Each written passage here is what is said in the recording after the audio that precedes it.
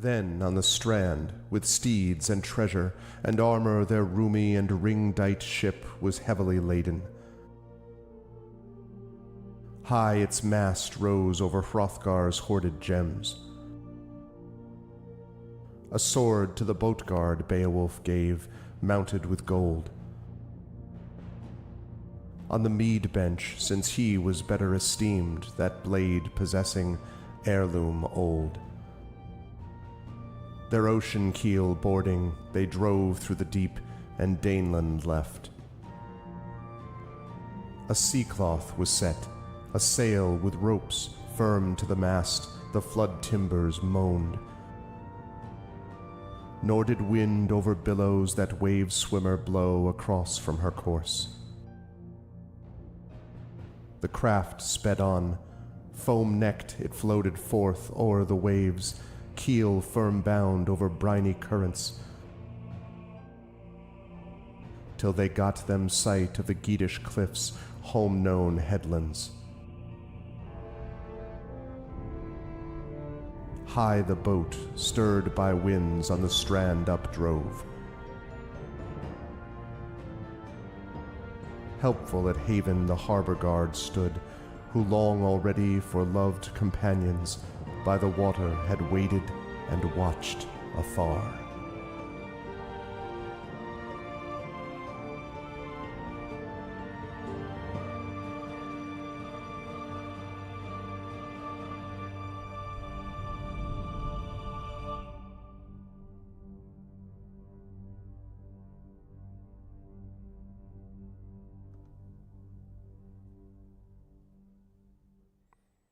Yes, indeed. And with the fade out, we begin again. Welcome, everybody. Welcome, Arvanauts. Hello, everyone. Welcome to a Tuesday stream. It is March 12th. It is about 12:17 p.m. Eastern, and it is my great pleasure to welcome you all to Day 5 of Beowulf Age of Heroes, this featuring, of course, TariToons, as we are into Part 3 of the Hermit Sanctuary. I hope everyone is well and looking forward to the session today as much as I am. There are details afoot. There may be monsters afoot. There are broken stone rings and a whole bunch of stuff that have to be dealt with, but I'm sure that Tari is up to the task.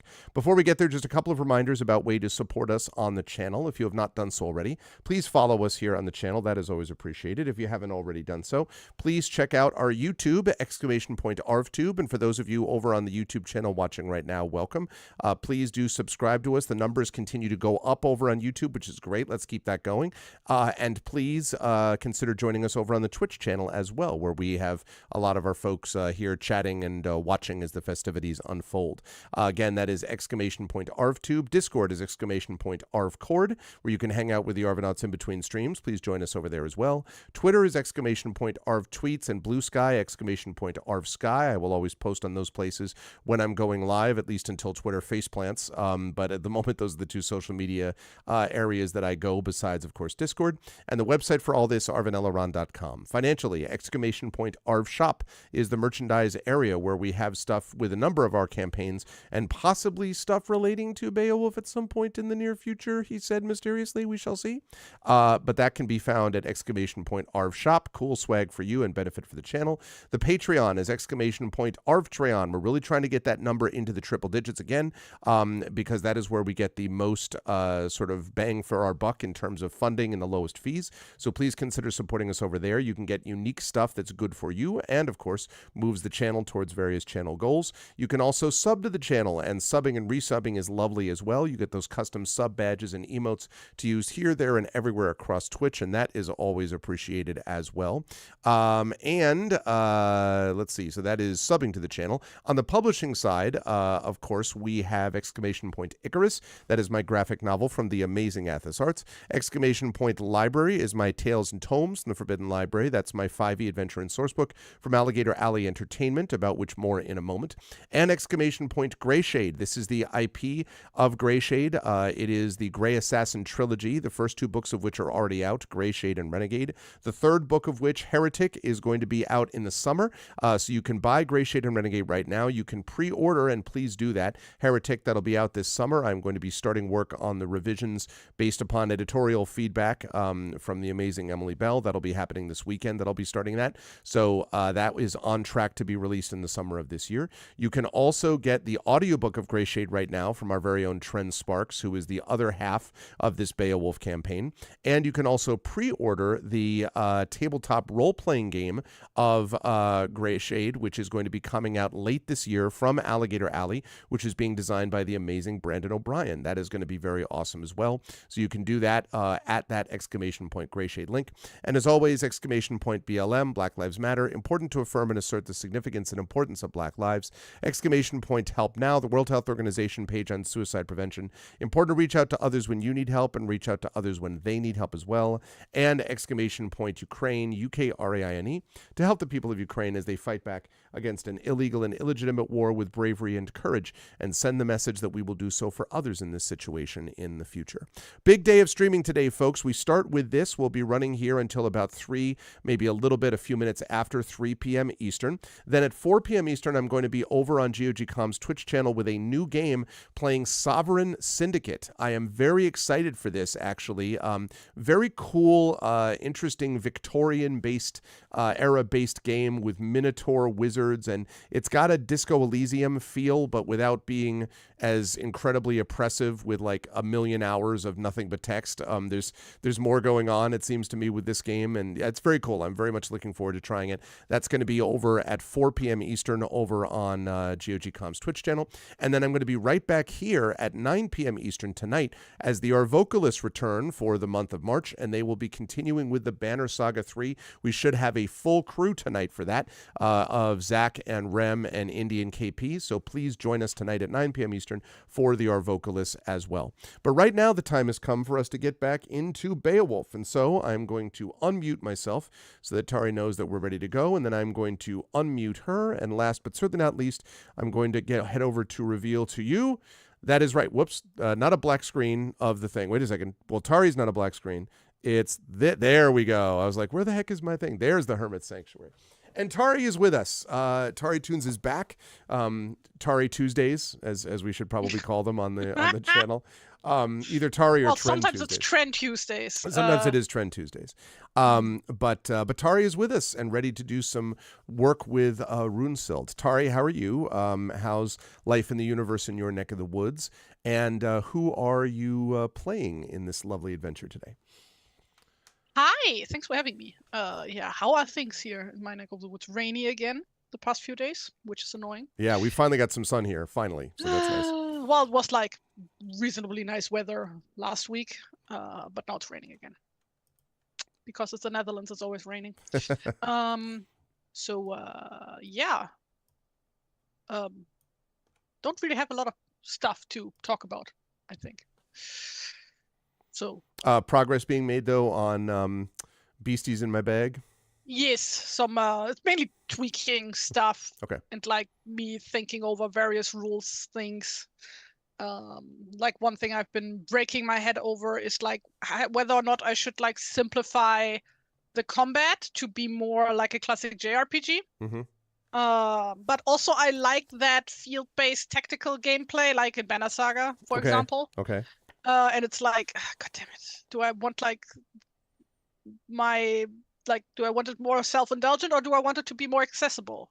It's like choices. Mm-hmm. So yeah, stuff like that. So yeah. But the life of a game designer, basically, is what we're talking about here.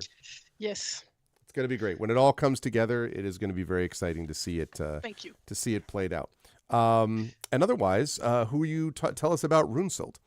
Runesilt, she is, wow, it's been way too fucking long. Like, having a month between sessions is not helping me when so much other stuff is going on. Mm-hmm. Runesilt is the daughter of a knight from Xanten. and she's a bit of a jackass character. Very bit of a go-getter. Loves the adventure, loves the danger.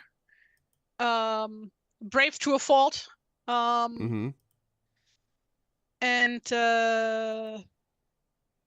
yeah, she likes to kill monsters, which is currently her objective. She's like, ooh, there's a monster here that I get to kill. That's right. And she also has this list of followers that you can see on your screen, chat. Yes. I should open the document that has all the info. Which has, so we have Jasib, Jasib ibn Ghalib, we have Aban ibn Mundir al-Falaki, we have Rikmad, and of course, Guy. I just pronounced Guy. I know that. It's just every time I see it, I'm just kind of like Guy. It's just like he's a guy. No, Guy and Genevieve, of course. Not Ela and Peep. That's a real for his followers, and we'll talk about them next week when Trent joins us. But the other 5 are with Runesild. Although at the moment, I think where you actually are, you maybe only have. You only have one of them, right? I think you, because not Rickma, not Guy. I don't think you have Genevieve. You had one of the couple.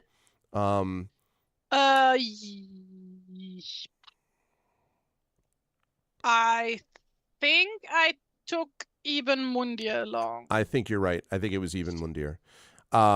Okay, so Ibn Mundir is with Runesild. Which is important because, let's fire up a little bit of music here.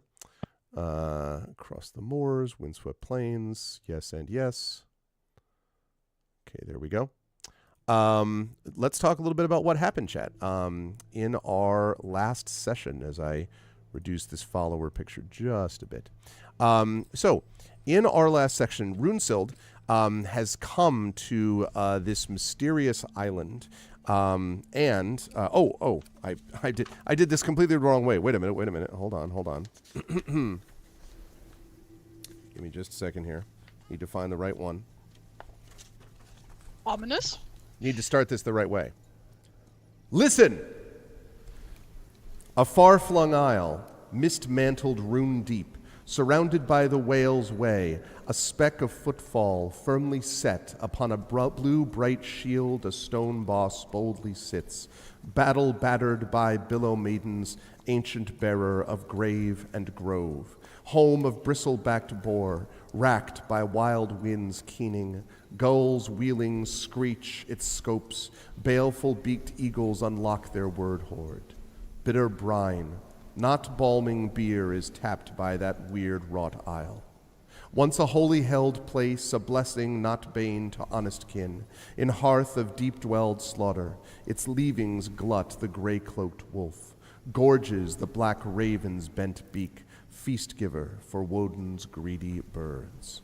Moon-bleached, snow-skinned, shield-breaker, blood-drinker, a pale scabbard for a sword host of battle, bold warriors. Hardened hearth troop wreak their craft, battle lights sing but do not sever. Blood embers swing, harmless their hewing, no war sweat stricken from war needles striking. Forge fired, handiwork of smiths have no power present there. Weird unraveled, blades bite dulled, fates weave woe in warp and weft. That's how we have to start Beowulf, my bad. Very nice. And so, Runesild has come to the island spoken of in this poem. She had in fact heard of this, that an island that had previously been a sort of sanctuary, actually, for people that traveled by that island has now become something shunned by those who pass it, and in fact, as Runesild has discovered, even shunned by those who live on it. A number of people have actually left the island. Leaving behind only a few sort of strange characters. We have the Hermit himself, who seems to be perhaps doddering, perhaps fading, declining mentally. We have characters like the builder, the housekeeper's son. We have the provisioner, who seems maybe just a little bit too happy about everything that goes on and is a little sus as a consequence, and so forth.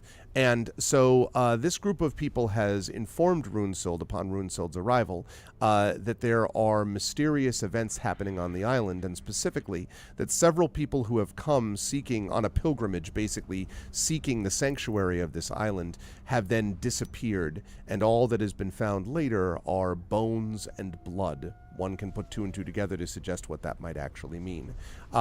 These attacks from whatever this creature is have been relatively recent. And so Runesild spent much of last session in a little bit of clue gathering, trying to go around the island and look at various things, like, for example, this stone carving, things like this that you can see there. Let me move the followers for a minute. This stone carving that seems to depict a battle against a monster, and apparently an ineffective battle against said monster. Also discovered things like this broken boulder, which had parts of it sort of shorn off, basically. And then, most of all, sort of putting all this together, found a ruin, a tower, the stones from which seem to have fallen down, but upon closer inspection, it appears that the tower's stones have been gradually removed and have been used apparently to rebuild the walls around the Hermit's sanctuary, thereby breaking the wall in several places and leaving gaps. And at the end of our last session, Runesild, starting to put two and two together, along with the aforementioned Ibn Mudir, started to put two and two together and thought, what if the reason that the monster attacks are happening has something to do with the fact that the wall itself is broken now and was not broken before? And it was at that point that Edgar here, the boy, who was with Runesild and had shown her everything, it was at that point that Edgar said, well, yeah, we've been using the stone to rebuild the tower. That's okay, right? And that was the situation under which we actually ended our session. As I ban into the sun the bot who's attempted to do stuff. Yes, and that left us with this mystery, which is now maybe partially solved, although there's a lot more, kind of confirmation, I suppose, that has to happen from there. And so, as I hand things back over to Runesild, we are standing in front of this ruin. Oh, no problem, Triffid. It just came up. Standing in front of this ruin with this gap in the stone. And now you will have an opportunity, Runesild, to decide what you want to do with that information. What would you like to do? So first I need to, regather, rearrange information. So, one of the runestones we inspected, I think the last one, had some kind of I don't know, a cross with snakes or something, right? That is correct. Yes. And in fact, let me see if I have that. Picture. Let's get rid of that. No, not that one. That was the graveyard. There's the broken boulder. There's the stone carving. Let me see. Where did I put that? Yes. There were I think 3 different motives on the various runestones, right? Most of them were just the weapons breaking on the monster. That's right. This one had the serpent's cross. That's what it is. Yeah. That was there, and the figures inside the rune. This is the one you're talking about. Inside the ruin, were the sort of carvings that you could see were similar robed figures to what you found on the headstone in the graveyard, that graveyard that was up to the north of the island that you went to, that was like a walled graveyard. The figures that you saw in carvings there were just like the figures you saw inside the inner walls of this ruin. And they showed these robed figures walking in procession, carrying a variety of objects like neck rings and scepters and cauldrons and serpents, and they depicted this ancient people. But there was a repeating design in the carvings, which appeared to be a cross interlaced with serpents. And that was the same thing that you had seen, that serpent's cross, on the original carving at the very beginning. So the motif that comes again and again and again is this serpent's cross. But this inside the tower was clearly telling some kind of a narrative, which, because stones have been taken away, is now hard to follow. Okay. And even Mundir is with me right now, right? Yes. Okay, so he's a scholar, right? So Runesilt would turn to him with, say, Mundir, you sometimes have like this little thingy with like the wax in it, and you scratch things in there sometimes. But I don't know what that thing's called. And he nods, and he's just like, yes, you wished me to make an impression then. Yeah, can you just like try and copy like the symbol? And she points like at one of the serpent cross symbols. I can, and that doesn't even require a check. He, takes out the material necessary, the wax, and begins to by the way, make this impression. What I'm referencing is those little wax tablets that they used in ancient Rome and in other places. Mm-hmm. To like basically the precursor to like a chalkboard. Sort of. Yep. Like a pocketbook chalkboard. I don't know what those are called, but like basically you have like two halves, which are like these very shallow wooden boxes, and like by shallow I mean like super fucking shallow, that are filled with beeswax, and then you can scratch things in and you can flip them together and like to scratch things, and you have like this little, I don't know, bronze stylus, wood stylus. Yeah, it's very one side that is flattened. It's very cool, actually. Yes. I used to do way back in the day. I used to do gravestone rubbings where you would put, a paper over a piece of paper over, and you'd use, I think it was charcoal or something like that, to kind of rub over it to get the impressions. That was more like almost stenciling. Although then they asked people to stop doing it because it hurts the gravestone. But I remember doing that when I was a kid, and when I did that, I looked up other methods of this. And when I say looked up, chat, when I was a kid, we're talking about not on the internet. Okay, I was actually looking it up. In the library, and so I came across the beeswax thing, which was ancient Rome, right? Was the big thing where they used that? Well, I know that like I know that ancient Rome did that, but like I'm assuming other places did too. Like, yeah, probably it was a thing in like large parts of Asia as well. So. I would imagine. Yeah. Hey, Emily, someone else who hung out in the cemetery as a kid. Yes, more or less. Only when I was doing it for the cause of good, specifically because I liked doing the grave rubbings. I thought it was cool at the time. Okay, so so he's able to do that without too much difficulty, and you're just focusing on the cross, right? Like that symbol, that particular symbol. Yeah, you said like there's like probably a story being told here with these different images, but like yes, but it's incomplete because it's incomplete and too big to be able to capture in what he can do. Also, but the serpent's cross, there's plenty of those to be able to capture. Yeah. Did I already ask the kid whether he knows what the symbol exactly is? You did, and his response to that was that he didn't know, just that they were all over the island. Okay. So basically, what I'm seeing now, that there's like two different solutions to this issue. Either we put all the stones back, thus recreating the seal that keeps the monster in the cave, or we kill the monster with the help of the Serpent's Cross or sunlight. Is what I'm understanding. Okay. Or we do the Trendane method and we kiss the monster. Yes. I'm waiting for you to be like, I'm going to kill the monster, and then all of a sudden somehow Trent, like a real fur parachutes in from else. No! No, not my boyfriend! Oh, man. So, yeah, I can see that, Emily, for sure.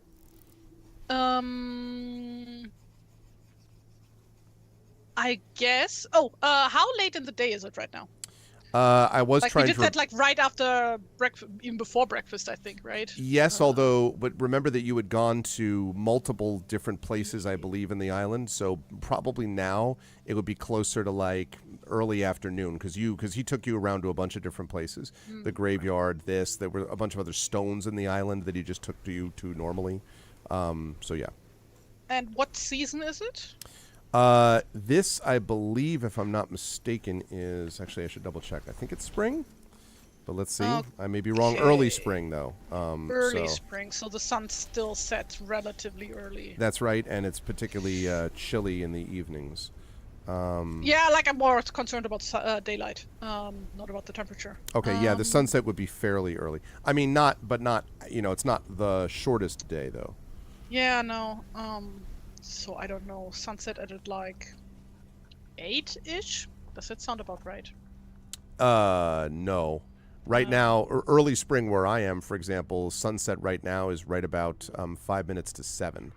So. Oh, and also we are further north, so probably more around 6. Exactly. Yeah, that would have been what I would have thought. Yeah, it does help that we are on the same. What are they called? Breitengrade? Latitude. Latitude. Thank you. You're welcome. Roughly.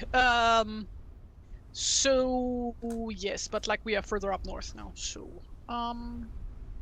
I guess after further inspecting the stones, do I notice anything else about them, or does maybe Mundir notice anything? Well, so 2 things just as a reminder. One of them is that although you don't notice anything in particular about the stones, as I say, there's too many chunks of stone that have been taken out or removed to follow the narrative. But there's one particular spot, which I showed you before on the outside, where you could see the stones were recently removed, and there are some wooden props, like basically braces on the outside that are bracing the walls to aid the removal of these stones, so that this clearly is not just decay over time. And that's when you asked Edgar, and Edgar's like, yeah, the builder's been, he's been taking the stones to actually fix the wall. So that's the big thing you notice, is the fact that it's obviously man-made, this removal of the houses. But again, that's not a surprise based on what Edgar told you. Yes. Okay. And Mundir doesn't notice anything else. So. No. Okay. I guess in that case we would be heading back to the hall. Okay. All right. Oh wait, before we go into the hall, I guess I would have a look at where the wall has been being fixed. Yes. And see if I can like spot any of the carved stones like that are obvious. Like I'm not going to spend some time searching on them, more like am I seeing like one right now by looking at them, basically. Yes. So, and actually, let me bring you over to bring it over here. So yes, right around here. Where you can see, and actually, when you arrive, you can actually see Frithgar, the builder, is actually out front and is currently lifting and doing some kind of what looks like kind of a rough mortar into place, and is scraping that closed. So if you walk over, you could probably see what's on there, but definitely the stones that are in front here are of a different color and probably age, you would say, Runesealed, without even being much, without knowing a great deal about it. You can tell that they just look different and clearly look much like the tower stones that he's building. Since I was like helping earlier this morning with building, or was it the day before? I don't know. I think it was this morning when you came out. Was he actually hammering any stones to size, or is he just using them as is? It looks like he's using them mostly as is. The stones are of various sizes, and he is using a chisel. It looks like maybe once the stone's in place, he's chiseling a bit to fit it in, but it's not like he's cracking them in half and then using them. Okay. Good. Yeah, then I walk up to him. Like, afternoon. Hello. Busy at work? As always. So I have good news and I have bad news. Which ones do you want first? And he sort of blinks at you and says, news is news. Right. So the good news is that I think I figured out where the monster is coming from. And he kind of like nods slowly and he says, so you know for sure it's a monster? Well, I don't know for sure, but I have a lead. All right. The bad news is that I think that you unleashed it. So he just stares at you and says nothing, and Edgar looks like super uncomfortable and kind of like clears his throat and then sort of like, Edgar, you just run along now. You haven't eaten anything since morning. Well, go have something to eat. And sort of he's like, and then Frithgar looks at him and says, she's right. Why don't you get back to the hall? All right. And he seems both relieved that he's not in the awkward situation, but also disappointed because he clearly wanted to hear what you were going to talk about. So he does this thing where he walks this way, like right around the wall, and then you're still watching him, and he kind of does the like around the wall corner, and he sees you staring at him, and he kind of like leaves, and then he goes. This is probably the most excitement he had since he was born. Pretty much. And so you're left then just with Frithgar, and Frithgar says, "What do you mean I unleashed it?" So you see the stones that you've been using. Yes. To repair the wall. Yeah, I think the walls of the tower were some kind of seal that kept the monster asleep. A seal? And you take... But there was nothing inside the tower. No, but underneath the tower. There's a cave underneath, right? And he nods. He's like, "That's what I've heard." So like there's all of these rune stones scattered across the island, right? And also the insides of the walls of the tower are like all carved with various motives. And upon looking at them, I think that the tower itself was keeping the monster asleep under the tower. And by removing the stones, you broke that seal and thus woke the monster up. And he kind of like sort of looks at you.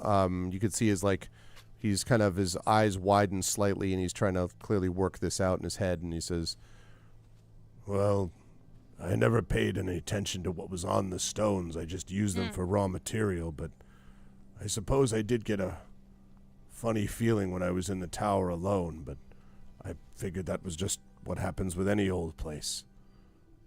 Funny feeling? Well, yeah, sort of a itching on the skin.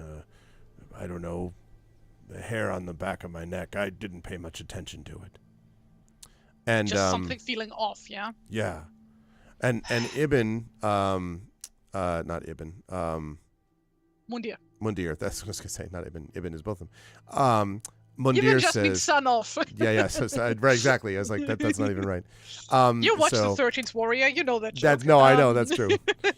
Okay, so Mundir says, perhaps you should take a look at this. And he opens up the box, to show the impression of the symbol that he shows to him. And Frithgar kind of nods slowly, and he says, "I've seen something like that on a stone in the graveyard." Mm-hmm. Yeah, we also saw that one. Well, so we need stone to fix the wall. What do we do? I'm not sure. I think we should, talk this through with everybody else.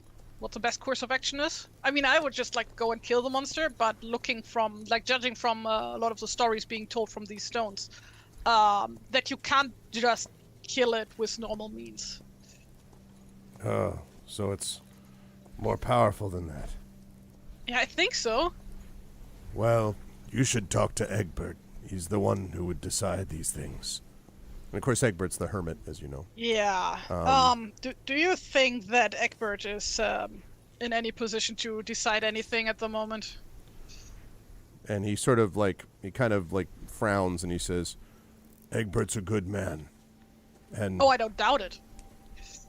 And he says, he's a good man, and besides, he's better during the day. And he looks kind of like... during the day? He looks very uncomfortable. He's, more like his old self. Huh. All right. Would you mind coming with me? Well, what do we want me for? I don't know. You've been working with these stones a lot. Maybe you noticed something else about them? Oh, well, all right. I don't know that I have anything different to say, but all right. And this whole conversation, by the way, he's been holding up this exceedingly, this large stone as if he was just sort of carrying a cat or something, right? And he's just sort of and then he's like, all right. And then he puts it down, and you hear this thunk as it hits the ground, and he's like, all right then. And he will go with you if you wish, and follow you into the hall. The hall. And when he gets to the We are hall, going into the hall. When you get into the hall, you can see that Egbert is on one bench, and he's kind of looking off to the side here to the east. You don't see either Edgar or his mother, but Frithgar goes over and to Egbert, who's just sort of sitting on the bench, and he says, "Egbert, there's a discussion going on. Well, the hero here wants to talk to you about something, about rocks. I guess why don't you talk to?" And he kind of trails off. Also, hi, Sleeping Axel. I'm glad you recognize the title Beowulf. Welcome to the Beowulf tabletop role-playing game, Age of Heroes. And I'm joined by TariToons, the amazing player, playing Runesild. Okay, so Frithgar welcomes you, or sort of waves you over, and Egbert kind of looks up and goes up a little bit. Thank you for the follow, and sort of like kind of sees you, and he does look a little bit sort of brighter-eyed, I guess you might say. And as you sort of, do you come up? Do you like go up to him, or you? Yeah. As I walk in, like first of all, like there's this table on the east side of the building, right? Is that an altar or something? Yeah, that is. Let me double check on that too. I was just trying to figure that out actually. The eastern side, right? To the eastern side is also when what's his name called her a hero. Frithgar, when Frithgar called her hero, like you could like immediately see her eyes sparkle. Like, ooh. Yeah, I'm a clearly hero. they feel like, yeah, absolutely, yeah. She's very much on that side of things. Yeah, it does seem to be that there is what looks like maybe it may not be an altar. It might be some kind of like a basin that you can see over there. But it doesn't look like a basin that's used for, I mean, you'd have to look at it very extensively, but it doesn't look like a basin that's used regularly for like food. Like you don't see a lot of food around it or food preparation stuff around it, but it does look to be like some kind of basin. You don't know exactly what. A basin? Mm-hmm. Like a sink, washing tub? Almost. Yes, like a washing tub. Like a washing tub, yes. Is there like any blood residue? You'd have to walk up to it to see it. Yeah, okay, I'll do that. Okay. So no, there is no blood residue in it, but there's also no food residue in it. It does look like it's been used, but not constantly. Okay, so it's not for making blood offerings or like it does not appear sacrifices. So. Okay. And Egbert says, "You have some interest in the basin, I see." Yeah, I was just wondering what it is. Also, she like looks around and sees if she like notices the serpent's cross anywhere in this room. Like, I don't know, maybe there happens to be like a big old serpent's cross hanging on the wall. So an Egbert means serpent cross in no. No, she does not see anything obvious on the inside of the walls that look like a serpent cross. And when you mentioned the thing about, what about just serpents? No, not so far. I did not expect to see any snakes on a North Sea island. Yeah, no serpents, no crosses. But you do see, though, as you're sort of looking at the basin, he says, "Well, that is used, of course, to cleanse those of their next portion of the journey. Some who come here have asked me to bring them into the faith." And you assume that he's referring to the new faith, Runesild, that you've heard tell about. It's like what Mundia and Galip do, like every other hour or something, right? And she like goes to she like points at Mundir. It's like here, like the whole like washing thing for God or something. I don't know. And Mundir smiles and he says, "That is more or less the case, though this is somewhat different from what we do." Oh, okay. And Egbert actually says, "Are you one of the faith then?" And Mundir says, "Not, I am afraid of yours." And Egbert nods. Egbert nods, and he sort of opens his hands a little bit and says, well, we all will come to what we must in our own way. In any case, that is what this is. But why have you come? Frithgar said you wished to speak to me about something. Yeah, I guess she like grabs one of the stools or whatever, like it was like logs, basically, right? Chopped up logs. And like basically sits across from them. Yeah, and it's a bench. It's actually not a chopped up log. It's a bench. No, she makes like a point out of grabbing one of them so that she doesn't sit next to them, but like can properly face both of them. I gotcha. And it's like and like leans in, like she's not like announcing this to everybody around. Right. Inside voice, as I say. So, I'm reasonably sure I figured out who has been causing like all of these killings lately, and who attacked our ship. What is it then, if you have discovered it? I think there used to be a monster sealed under the island, under the tower to the south. And I think removing stones from them to repair the wall of this hall has broken that seal and woken the monster up. Oh, and he kind of like pauses and he says, That is very troubling. I have heard, well, and he kind of like sort of leans in towards you even as well, and says, I am concerned this may be the end of times for the sanctuary.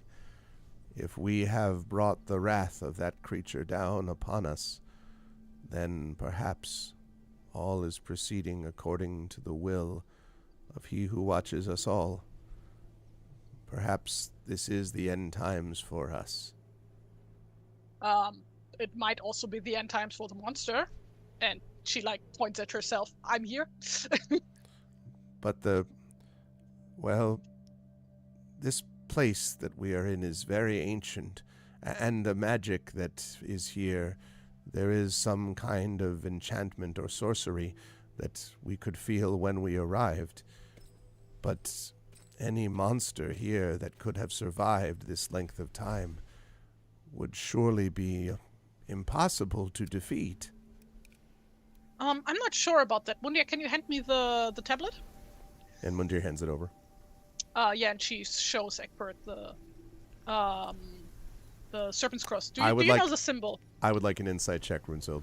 Oh, God. When you hand this to him. Like, does he get a heart attack? Do I notice? He's like, oh, no! Not the symbol of doom. Doom. Insight, you said, yes? Yes. Yes, I did. Oh, boy. Oh, not bad. Yeah, when he sees this symbol, you can see his eyes widen a bit, and he clearly looks like his hands shake a little bit, and he looks very troubled, and he kind of chews his bottom lip, and he sort of like you can tell that he clearly recognizes this, and he says, "Yes, I have seen this symbol. But it has been a long time. You see, the symbol came from an amulet, and it was once in my possession. It came from the ancient times. I found it when I first came here. It has always been on the island for as long as I know. But now it is lost, and it is one of ours that is to blame." And he looks very he looks very sad, might be the description Runesild, and he says, "You have met Elfnoth, the Provisioner." Yes. He is a thief. He has been taking relics and treasures from my safekeeping for some weeks. He thought that I was not noticing that he had done it. How could I be the protector of such treasures and not notice their absence? But I hoped that with kindness he could be convinced to give up the path that he had chosen. And now the provisioner has disappeared. I have not seen him since yesterday evening. And the amulet, the one with this symbol on it, is also now gone. At which point you hear from outside a ghostly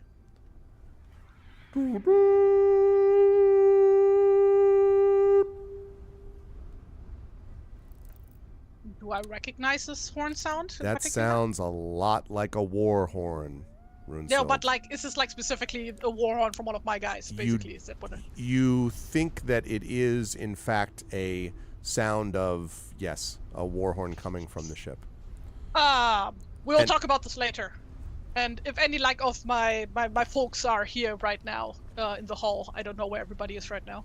Yeah, I would say that they probably would have ended up. I think you left one of them, and it might have been. Let's see. You might have left Guy, and I don't know if you left Galib with them, but I know that you left Guy with them. So the others would be just in various places around the hall or nearby, unless you specifically order them to do anything. So, and No. you hear again. Yeah, in that case, she would just swiftly walk outside, like power walk, basically. Okay. And like do like the finger whistle that I can't do actually. Okay. Like, yeah, I'm not good at that either. It's like yeah, and then shouts for Galib and for Guy.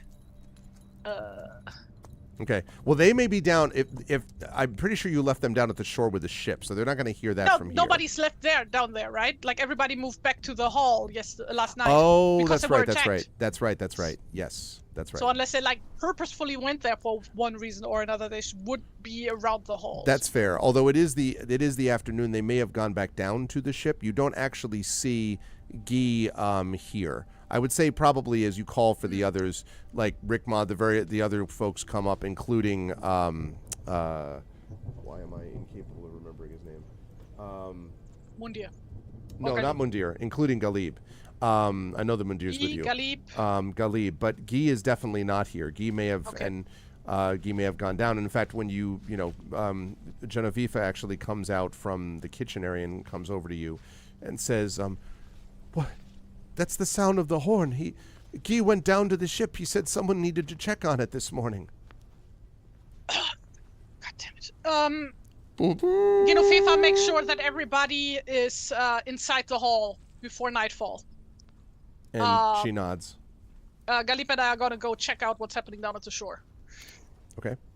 And are you taking Mundir as well? Or are you leaving Mundir? Well, he's not like a combat person. No, I think I'm leaving Mundir here. Okay, so you're just taking Galib with you, and heading down. And Guy is not here, but hopefully Guy is down by the ship. Let's hope. Is that what I'm understanding? Yes. Okay. All right. So you head down then towards the shore, and when you get down to, let me see if I have the picture. Let's see. I think yes. When you get down here, although you'll have to imagine this during the day, not during the nighttime. But when you get down to the ship, you can see indeed that your crew of your ship is locked in battle with a set of what look like a set of warriors for sure. They have thick beards, these fighters, and they have on their back fur coats of some kind, like fur cloaks, basically, or hides, maybe, and they are carrying spears. And you recognize almost immediately, Runesild, even as Galib sort of points and says, "Raiders." And they are indeed raiders. And you can see there's probably maybe 10 of them or so that are attacking right now the crew of the ship. But in front, you can see that Guy is trying to battle a group, and he's clearly outnumbered. There's maybe 3 or 4 of them that are just on him. And I mean, he's a good fighter and all that, but, you know, that's a little much. Yeah, we run in to help him. Okay. Let's get a little bit of combat music. I have not had any combat music to add yet. Hold on a second. Let's get some combat music here, chat. Love. Fighting music. Let's fighting love. Let's see. Let's go with this and with this. Oh, this is my first combat in this game, isn't That's it? right. Ooh. Okay, it's a little too much. Something loud? It's too loud. That's exactly the sound that you get as you come down. Okay, so you are going to rush down to them, and as you get down to them, you can see that you have various people that are it's a lot of confusion and chaos, but there are definitely a group of people right around Guy specifically. There are, from what you can tell, about 3 or 4 of them that are not currently engaged by crew members. Basically, you think that that more or less you think that if there are, let's say, 10 crew and 4 followers and there's maybe like 16 or 17 raiders, so you're slightly outnumbered. And also they seem to have come out of nowhere, because you can already see one of your crew members lying on the ground, either injured or dead. So let us have you. Okay. Let's have you roll initiative for me, please. And what do we have a hit point total for you, Tari, for Rinso? Yeah, 12. 12. 12. Okay. I don't know what that is in any other languages. Probably something really ridiculous in French. Well, let me see. It'd be 9, 10. No, I always get it mixed up because it's not 10, which is 13. 12? No, it's like... Oh no, it's 12. 11, 12. 12. 12. Yep. Okay. D-E-U-Z-E, 12. That's what it is. I remembered my 3 years of high school French. Okay. Right. Well, so you always flex with your mom having been a French teacher or something. That's true, but that's my mom. That was not me. I did the best I could. It always conflicted with drama and music. That's the problem. Okay. Do I have a token or anything to click on, or do we just do this freehand? I think we can do this here. We can just do this freehand, as you say. 18. Woohoo! Let's go. I am speed. I am speed. Oh yeah, that's right. I made my character to be specifically speedy. Completely forgot about that. Oh well, that's a good time to remember. Maybe that's why I'm speed. All right, let me see. It's my +5 to initiative. I have 20 dexterity. That can't be right? I rolled really fucking well, and then I put rolled my well, bonuses. Yeah. Exactly. Yeah. That's what I was gonna say. All right. So yes, I am in fact speed. All right, let me roll initiative for them too. And then I'm going to talk about, since this is the first combat we've had in either one of these, we're going to talk a little bit about how this works. It's mostly the same as D&D, but not entirely, because of the use of the followers. Mostly? Oh, so, maybe I should open the... D's, ons, do's, right. Oh yeah, it's D-O-U, but still. But nonetheless, it is do's. 13, 14, 15, 16, 17, 18, 19, 20. And then it's 21, 22, 23, 24, or no, 23, 24, 25, 26. Catra is a character from She-Ra. Yes, I will accept that. I'm not up on my She-Ra lore. No? Okay, no. No, I miss a Mal. I don't remember where I had the PDF for the game saved. I'm smirch. You're gonna have to walk me through this, I'm afraid. Okay. I might have a picture of these raiders too. Give me a second. Let me see if I can find that, and then yes, I'll walk you through it. Maybe it's my downloads folder. Quite possibly. Okay, there's that. That looks good. Yeah, I found it. I found it! French is not my forte. And I'm so glad that you said fort and not forte, which is Italian and is loud and is not the same thing as fort, which is the French for strong. I thought fort is a car. That's Ford. Fort. I see what you did there. Okay, good. I do have a picture. Let me see if I can bring this up here for you. See, oh my God, that looks horrific. Okay, never mind. So once in a while, horrific as in like design-wise, or just shit image quality. No, because like when I capture it off of the PDF, it was just like, it was bad. It like did this thing where it captured one of the layers and it clearly wasn't the right one. So I will use the power of snipping tool. Whoa. The power of snipping tool compels you.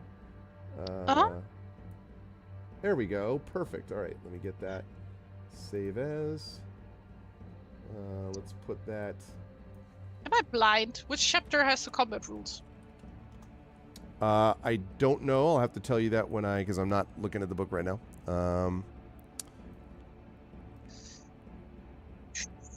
Okay, here we go. Right. So image. All right. Image. All right, I'm going to be putting it on stream here. And all right, there we go. That is what they look like.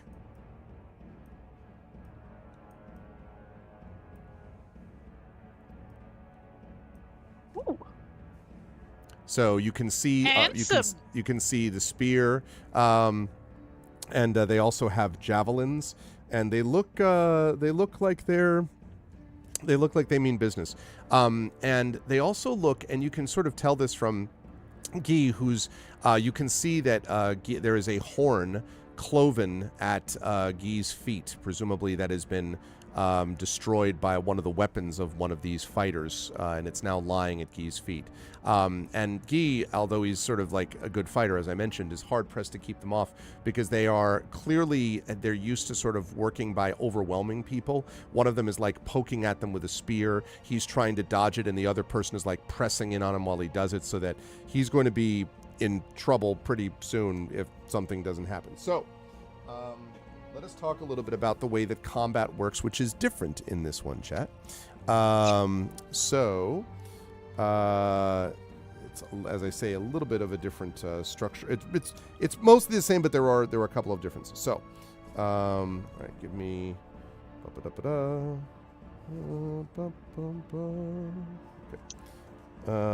Right. Let me just find where that is.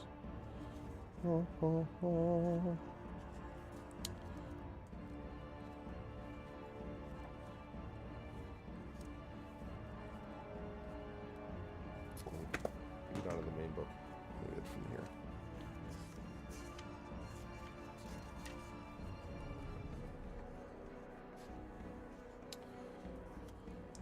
Okay. One of the things that's important about initiative here is that initiative doesn't have quite the same effect that it does in our rounds, because since there's only one of you, you don't have to worry about like who goes first as opposed to what. The only real difference is us versus the enemies. So you are the one who has to actually defeat your enemy when you're fighting them. But what the followers can do is they can be used to basically tie up opponents so that they don't attack the hero. So each follower that you have that you use for this can occupy up to 2 opponents for 2 rounds without trouble. And each round after that, the follower has to make a death saving throw at the end of the round, and if they fail, then they have been slain. They can also be activated or spent to perform special abilities, because some of them have special combat abilities that you will see. So, yeah. The other thing is that one of the things you're wanting to consider is that most of the combat opponents that you'll fight here in Beowulf, you're looking to find a way that they will gain what is known as the defeated condition. This also applies to monsters as well. The defeated condition usually happens when some condition has been met.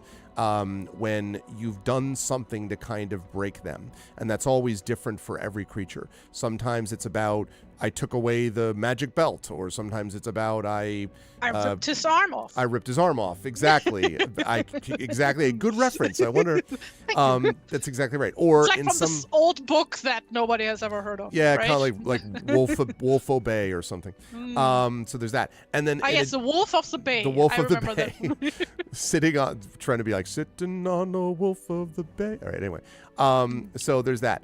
But then also sometimes it can be sort of breaking the will of your opponent. So the reason I bring this up, Runesild, is that you will have to go down and engage some of these people, but you have to decide, do you want your followers engaging some of them?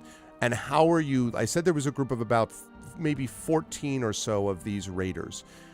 You need to think this through before you engage with combat against them. Like, what are you going to do to engage these guys? Are you looking for one in particular? Are you, how do you want to go about trying to create this defeated condition? So in other words, there's more tactical nature to the combat, is what I'm saying. So, hey, big boss. Runesild trusts Galip and Guy Okay. to hold their own in battle. So basically, she just like lets them fight guys as applicable, basically. Okay. Meanwhile, I guess Runesild would try and get, first of all, like a better assessment of the situation. Okay. Like we already like established how many folks there are, right, and stuff, right? Right. But is it like maybe somebody who like sticks out as a leader or something? Not at the moment, but the one thing that I gave to you is, and I'm gonna give this, Chad, because this is the first time we've done combat in this system. I've given you a clue about the nature of how they're fighting. That they are essentially using the equivalent of these pack tactics. They're using their superior numbers to try to overwhelm, and that may be a clue in terms of how to deal with these guys. I guess the crew themselves, like, they're not actively participating. Oh no, in yeah, they are. In a no, I mean like in a rules way. Oh no, not in a rules way. No. Okay, because that's like a thing about the crew. They're like just there in the background, basically. That is right? correct. Although there are some, I will say though, just for future reference, there can sometimes be things that you could eventually get using a follower that could enhance the crew's ability to do more like fighty stuff, but that's down the line. But it's just something to think about as a follower ability that you can sometimes gain in certain contexts. So there should be two ships on the shore right now, right? My ship and their ship, right? That is correct, and you can see that their ship is sort of a little bit smaller actually, and narrower, probably designed for, like, it must have gotten there pretty quickly, you would guess, and has been drawn up on the shore. But it's a little bit of a distance from it. It's not right next to your ship. But my ship is right there, right? Yes, your ship is right there. Is the mast up?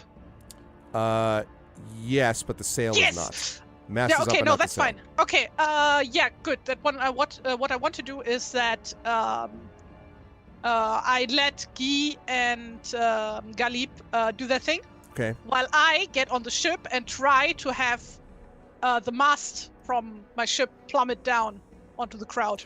Ah, okay. To split it apart. Okay, now you realize you're going to be damaging the mast, probably doing that, right? Can just take their mast. Well, what? No, because remember I said that their ship is not right next. No. Like if my mast gets damaged, I can just take them. Okay, but in fairness, their ship is smaller than yours considerably, so you don't know that the mast would work the same way. It's totally fine, by the way, if you want to do this. I'm a big fan. I'm just letting you know of Runesil's concern. What's the worst that could happen? But yeah, so like for reference, for people who don't know, the masts on these types of ships, they are not fixed in place. Like, they're not bolted down. They're like basically, how do you say that? Like not on a hinge per se, but they can be taken out basically. Now, one thing I need to think about is, I don't know that Runesild could do this on her own quickly though, right? Doesn't it take a couple of people? I would think. Yeah, that's fair. Okay, I guess then I would take Guy and Galip along to help me with that. Okay, so, and again, I'm not dissuading you. I think this is an awesome idea. But just so we think this through, if you're going to do that, remember that they are in the midst of, literally, Guy is battling guys right now. Like, Guy is not going to be able to just leave with Okay, you. then I just take Galib along. Okay. Like, that should be fine. He's a big guy. He can... We are strong together. Strong. Okay. Big strong. All right. Now, as you run through, are you going to... Are you willing to take attacks of opportunity as you run past them? Because probably you'll get one or two of them. Is that okay? Yes. Okay. All right. So, okay. I you have can high down. dex. They can't fucking hit me. I can try. Can't kill what you can't hit. Okay. Float like a butterfly, sting like a bee. Okay. So you run past them, and this one sort of like this guy that you see up front, this sort of big looking dude, sort of no devotion, and he says something in some language you don't think you recognize, and he is going to swing at you as he goes by. Actually, not swing. I should say probably stab at you from Hell's Heart. He stabs at you. Let's see, using his spear. Spear. The line must be drawn spear. Okay. Oh well, that looks like it's likely to hit. That's a 22. Godverdomme. Yeah, that hits. Okay. That is... Oh, maybe I should have a look again at my feats and stuff.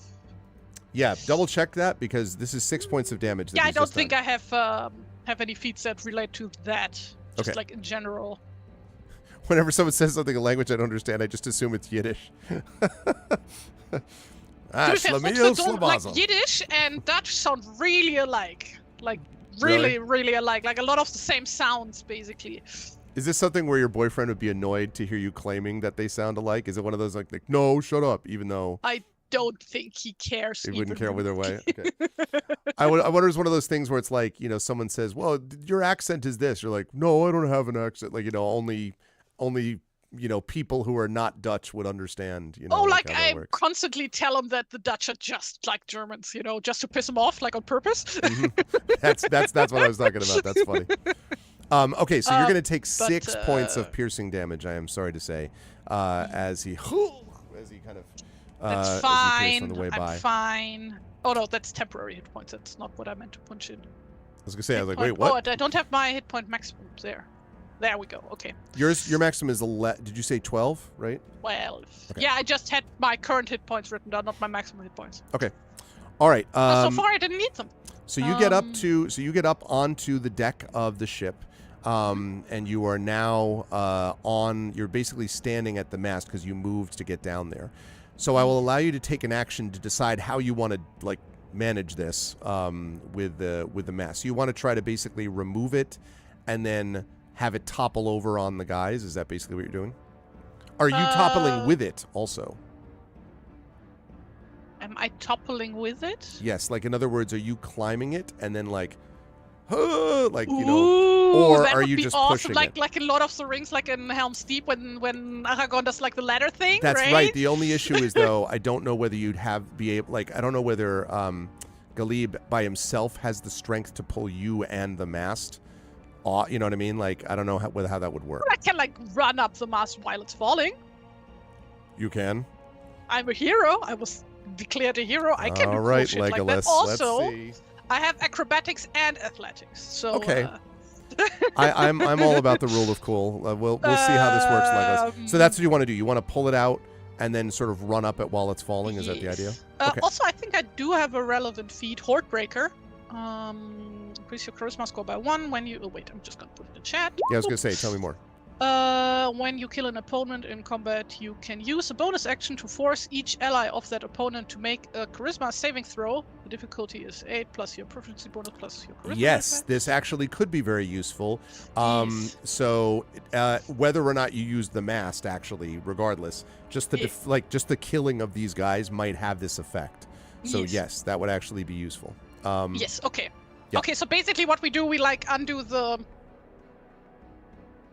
bolts. I don't know what they are called, like the little wedges that keep the mast in place. Right. I don't know either. And as we lift it up, Hutze would start running up the mast, and do a cool pose. Dramatically. Okay. I am going to need I think this is acrobatics to get up and stay on the mast as it comes over. This is very Master and Commander also, by the way. I have not seen that movie. It's a good movie, actually. Surprisingly good. It just happened to come out when... Did it also age well? It did That's age the question. well. It did age well, but and the thing is, it came out when Return of the King did, so it's kind of unfortunate because it just kind of got forgotten. Because It's Return not of the as King. old as I thought it was. 03. That I kind of thought it was like from the 80s or something. I Nope, don't know. not that early. No, it had Russell Crowe in it. Wasn't he also in movies in the 80s? Doesn't matter. In the 80s? I don't know. He's old. It's not that old. How many inspiration do we have left? That's a good question. Do I have any? I don't think I have any left, right? But I think I have one follower. You have one inspiration in your follower pool, yes. And you have one inspiration, right? I have two, in fact. Two. Ha. Ha ha. Yeah, okay. Yeah, then just a straight roll. Acrobatics. Wow. For those of you listening at home, that is a 26. All right, so Runesil just like comes up the thing, and Galib is like as he's like trying to keep the thing directed. So it comes smashing down with you on it. Now, question: are you leaping off at the last second, or are you riding this thing all the way to the, like is it? We talked about the Aragorn thing, but is it like, thank you for the tier 1 sub, 4 years, Triffid. Thank you so much, Triffid. Wow, 4 years of support. Thank you. I'm really grateful for that. Thank you. So you know the Fellowship of the Ring film where Aragorn literally jumps... No, I don't know those movies. Never heard of them. Yeah, sure, you never heard of them. I would excommunicate you and banish you forever. No, when I wouldn't be on this channel if I didn't know. Exactly, that's true, actually. Like the whole thing. So you know when he jumps off when he jumps off of the dais, when he comes to the place which is the throne of the broken throne of kings. The broken throne of kings. Frodo has just escaped Boromir, and he's talking to Frodo, and he's like, I would have gone to you, the very fires of Mordor, right? And then he goes up the stairs, and then he goes Elendil and jumps onto the orcs.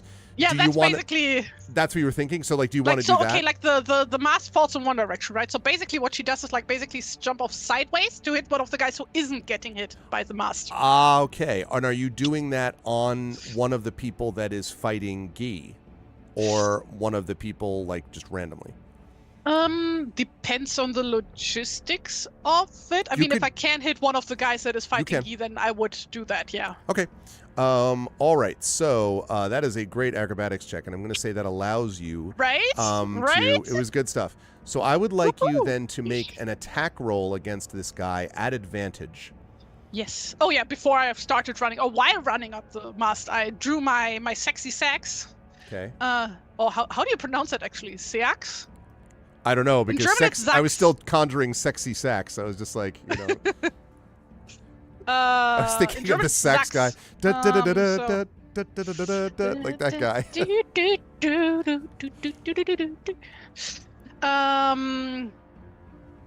And yeah, is a 17 good enough?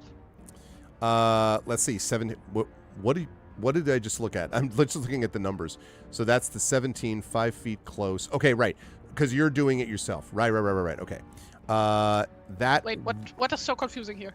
Because the way that it's described is 5 feet close, 20-60 thrown. It was just like a lot of words that I wasn't used to seeing, but it all fits. It makes sense. Yes, because that will hit. I put all the info for the weapons in the stat block. Gotcha. Because, okay. Yes, that will hit. I don't need to look shit up. So go ahead and roll your damage here. Damage.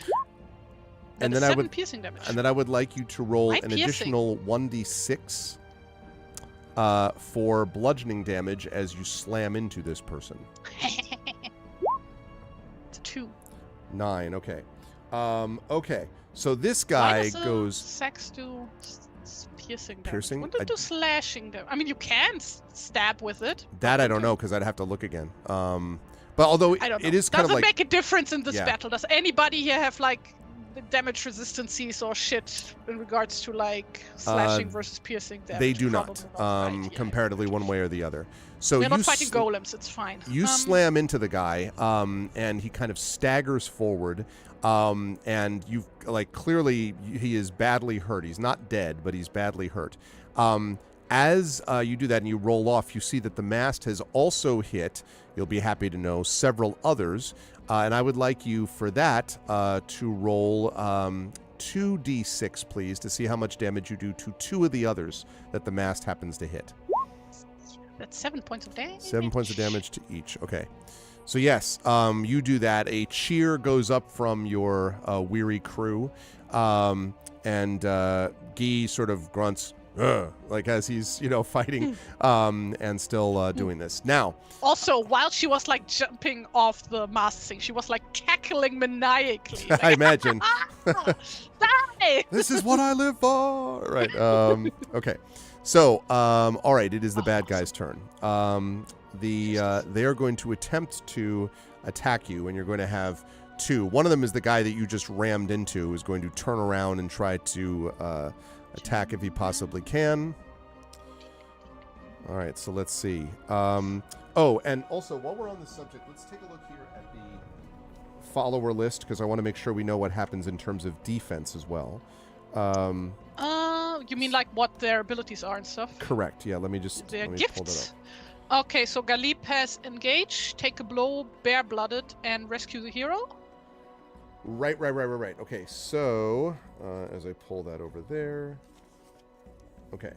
So, right, engage is the assigned up to 2 opponents in a battle thing. We talked about that. And that's what Guy is basically doing right now, because you had Guy engage them. So that's what we suggested with that. So then you said take a blow, right? Mm-hmm. And what was the other one? That was combat related? Oh, bare-blooded. Advantage on strength check save those. Right, okay. So, is that Gasib? Or what is the name? Galip. Galip and rescue the hero. Okay. Right, rescue the hero we'll worry about when they actually do this to take you from certain death. I don't need rescuing. That's fine. But now you have, however, been hit by this spear. So you might want to think about that take a blow thing. Let's see what they do here. Just but a flesh wound. I'm fine. I didn't already take. It's just inner bleeding. Blood is supposed to be on the inside. Yeah, exactly. Exactly. It's not. You can't even see it on the outside. Okay.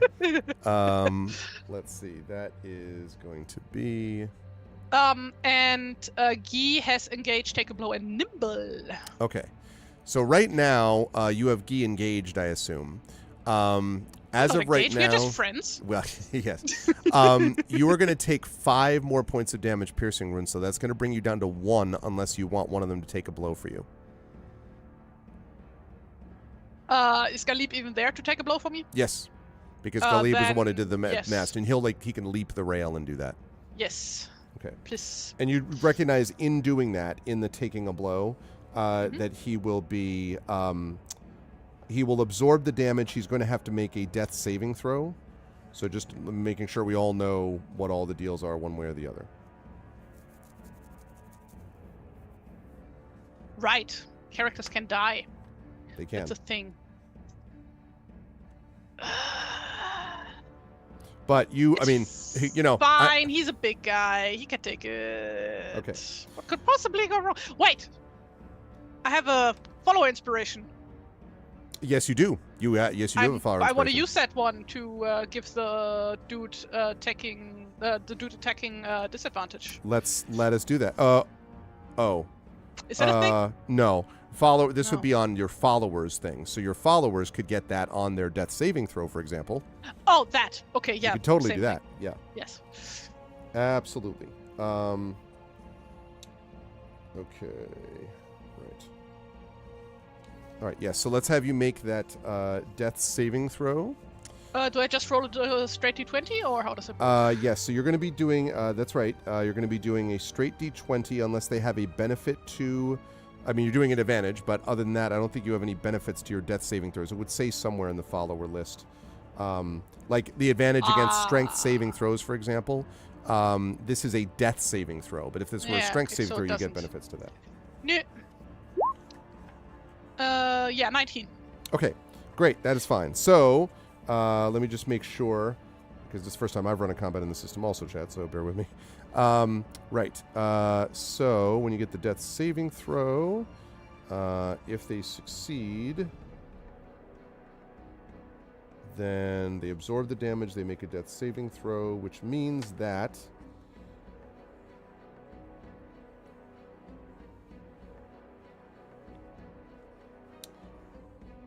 right. Okay. So, when you activate a follower's gift, the follower may become spent. That's the wrong pen. That's my tablet. Okay. So there's actually some good news about this.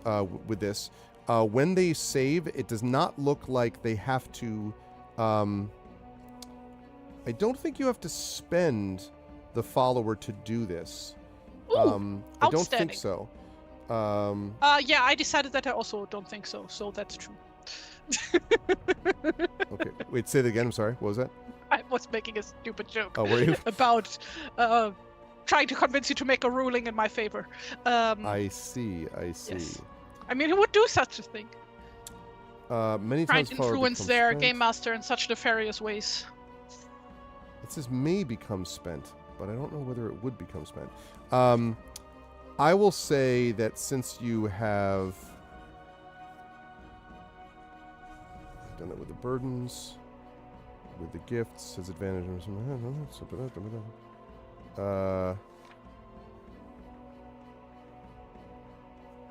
Okay. Okay. Right. So actually, that's going to affect Guy. So, right. Also, you've been struck by a smooth sphere. Dun, dun, dun, dun, dun, dun. All right. Anyway, so, okay. So what that means is, yes, so he takes the blow. You do not take that damage, from, the I raider. do not go over start. I do not connect one. You do not connect. And be aware, though, you now are down to 0 inspiration for your follower pool, okay? So now the first raider has attacked you, and now we have the 2 that are attacking Guy, but Guy's also going to have a chance to attack back in a minute, as we will see. So, all right, one is going to attack. Okay, there's that. So, it looks like both of them are going to hit. So what that means is you're going to need death saving throws, 2 of them, to accommodate the 2 that have attacked Guy. Okay. That's a 17. Okay, good. So that's fine. And the second And an 18. Wow, good stuff. Okay, there's going to be good news about that, which I will talk about right now. Since you are here now at the beginning of this round, Guy is going to get a chance to be able to attack as well. Now, Guy is, because he has engaged these 2 enemies. When Guy is attacking, it says that he has considered to have, I believe it is just a 0, if I'm not mistaken. Let's see. So, follower attack rolls. Yes. All followers have a +0 to their ability checks, saving throw, and attack rolls. Certain burdens and gifts might give them advantage or disadvantage on a roll, but they never add or subtract anything from the D20 result. So, this is you've had one, this is the first round of him engaging those 2. So you can have him attack each of those raiders. The next round, he can do that again, and then remember, after that, he has to make a death saving throw every round, regardless of whether they hit them, because of the danger of him being overwhelmed. So for right now, you can just have him attack basically the 2 people that he's engaged against. Actually, I'm sorry, just the one, not 2, just the one. So he can attack one of those guys right now, and if you want, presumably you can have him attacking one of the injured dudes, I would assume. Yes. That you wanted to do. I want him to do that. So that's just a straight D20. That's not advantage or anything else, because you don't have any inspirations left for the followers. 13. 13 is just enough.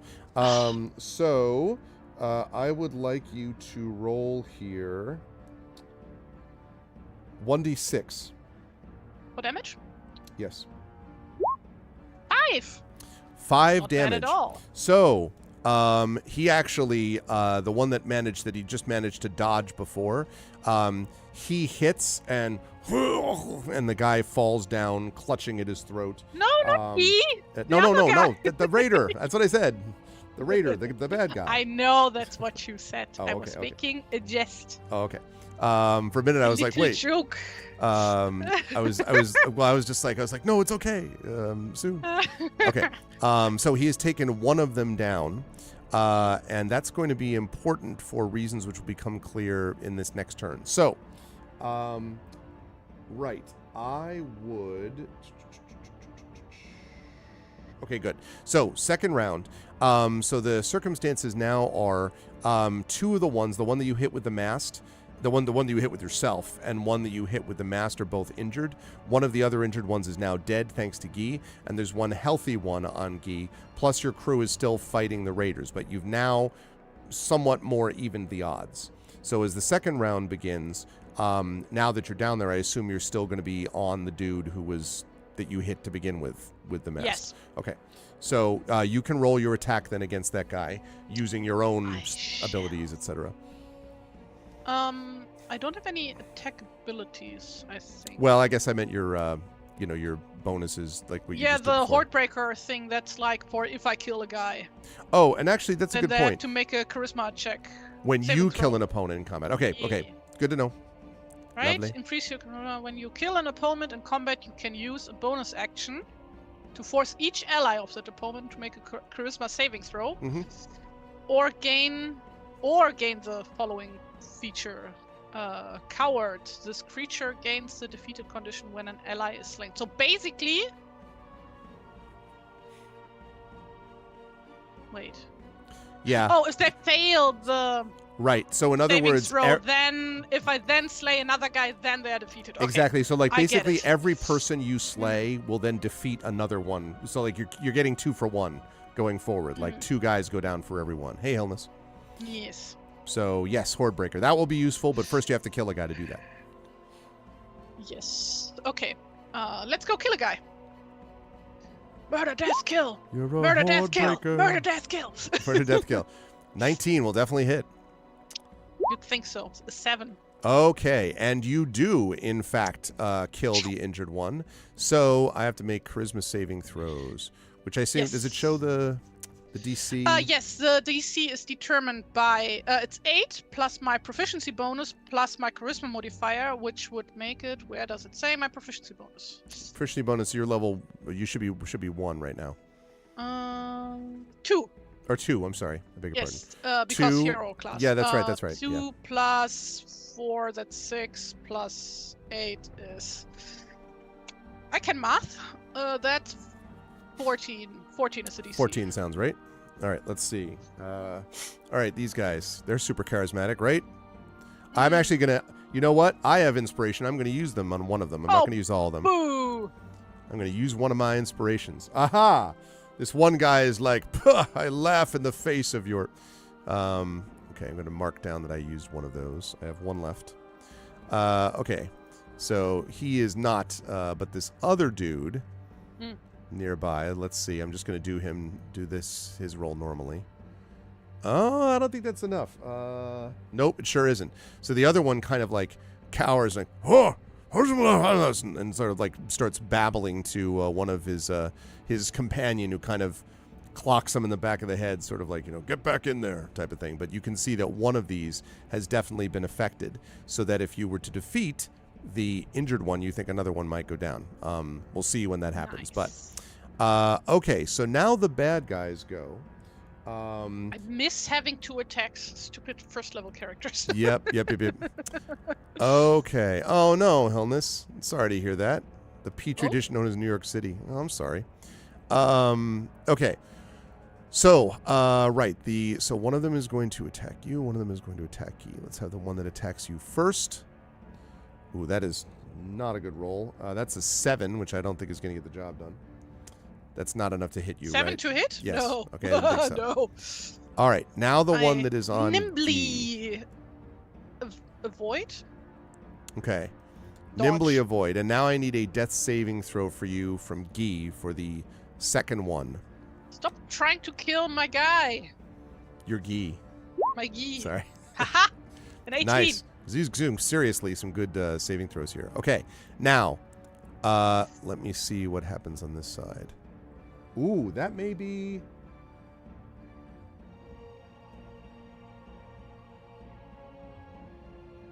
Okay. No, not yet. You can definitely, you sense a little bit of the, you sense some of the raiders maybe starting, like you can see just from the expressions in their faces, maybe because you're looking at the one who's like freaked out, that you freaked out in this past turn, that they're starting to kind of, a couple of them are sort of pulling back a little bit from the ship. Still a kind of a raging battle, but your appearance may have turned the tide a little bit. We will see.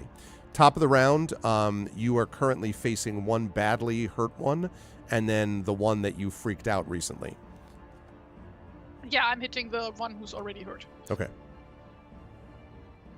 Bada bing, bada boo. An 18. That will hit. Let me guess that hits for 8 points of damage. Down he goes, and the other one, seeing this, immediately is like, huh, and turns and just books it, like basically runs towards the boat, which means that I need to make another one of these. Yeah, that's so funny. The dice fit the narrative. I'm going to let Chad into the mechanics of this one fight.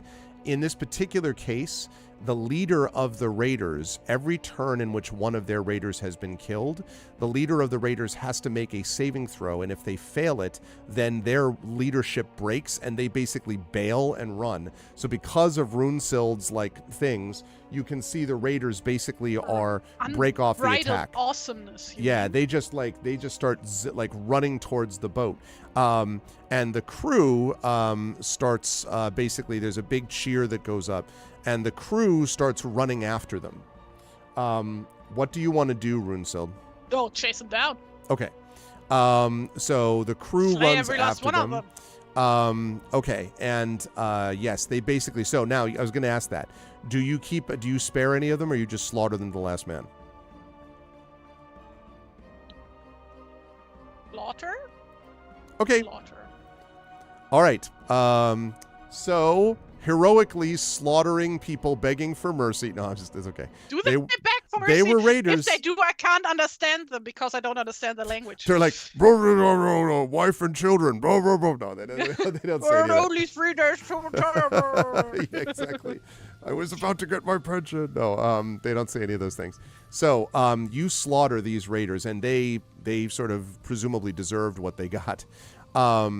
And they fucked around and they found out. And they found out. Okay. So the and I just want to make sure whether engaging causes you to spend a follower. I just want to make sure I get that right. And then we'll come back to this. But that was pretty good I need a work. 2-minute break. I'll be right back. Sure, no problem. Yep, that's fine. Fill my water. I'm going to figure this out, chat.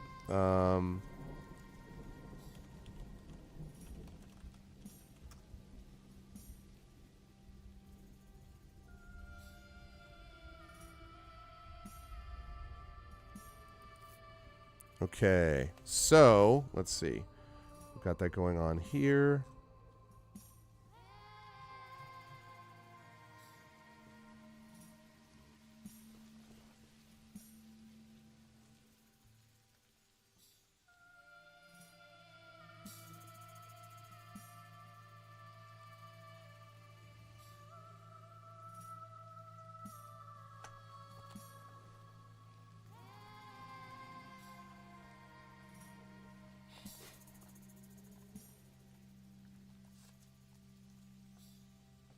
Okay. I think I know what this is. So, I think what I actually did was I think I did this slightly wrong in that I don't actually think that Guy would have been able to defeat foes on his own. But the engaging of them was something which absolutely would allow basically Runesild to do what she ultimately did. So, activating a combat round.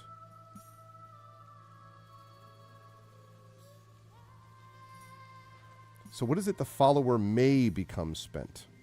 May become spent. Possibly could become spent.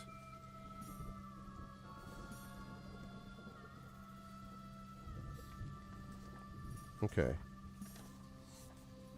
So...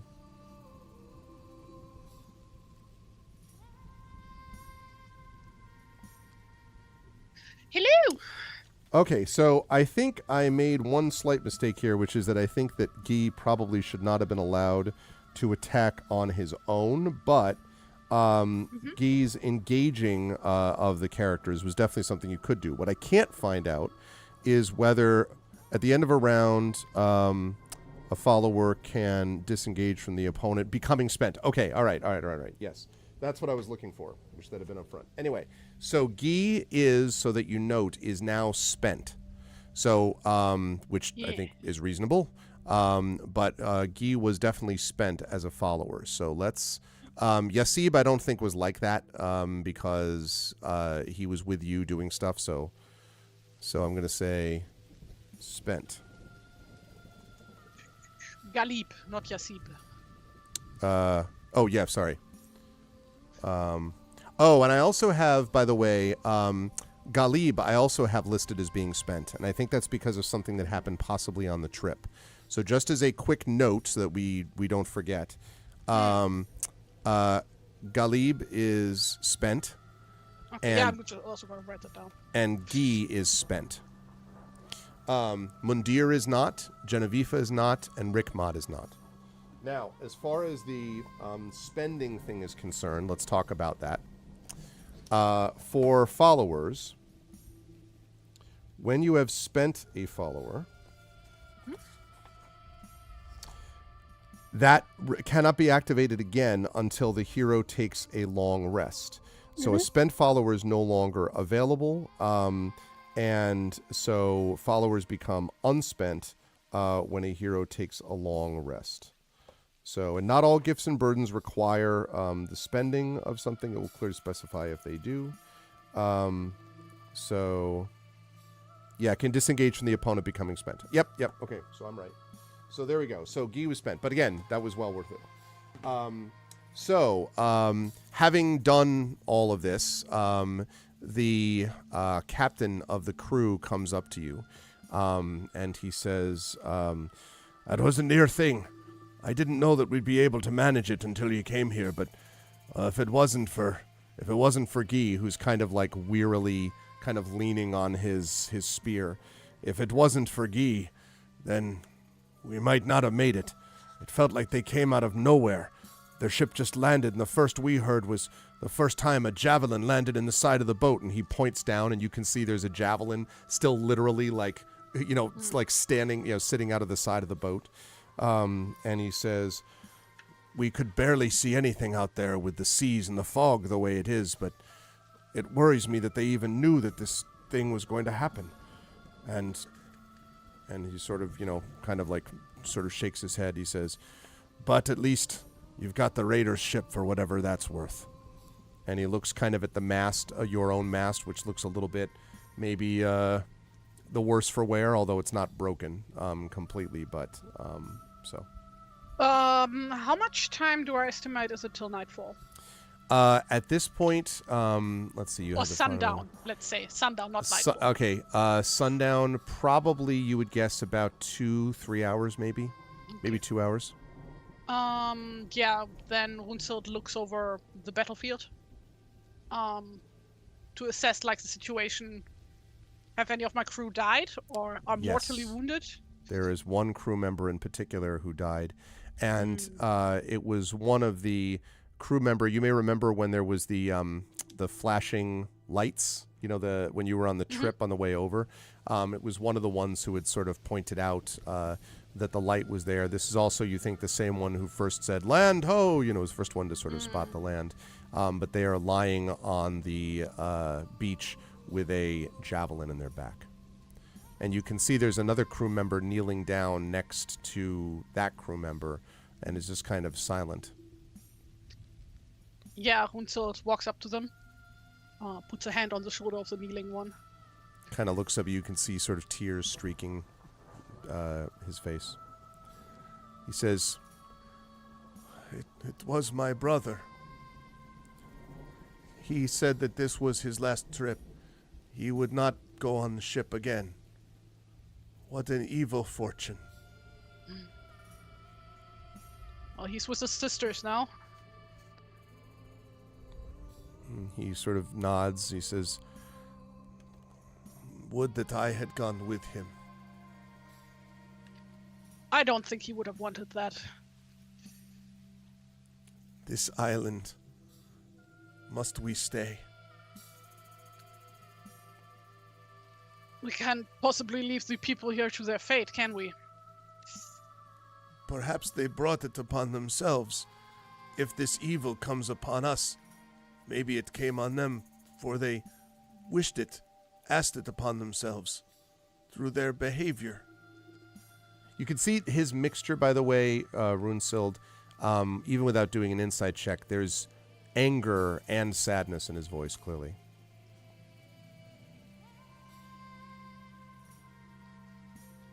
Not necessarily anger at you, incidentally. You think he's just angry in general.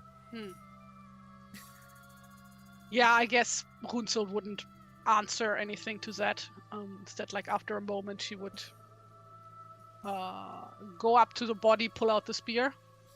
Okay.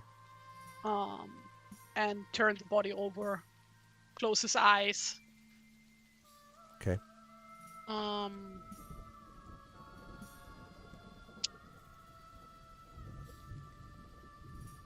We shall have a pyre for him. And the people sort of look at you and nod, and the one who was kneeling sort of stands up slowly and says, "I would wish to set the pyre alight."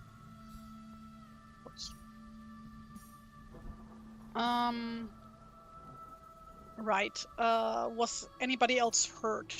You don't think so. There are a couple of people over. I mean, they're all a little, like, tired and freaked out, but no, you think everyone's okay. The captain did take a little bit of a very minor wound to the shoulder, but it looks like it was clean.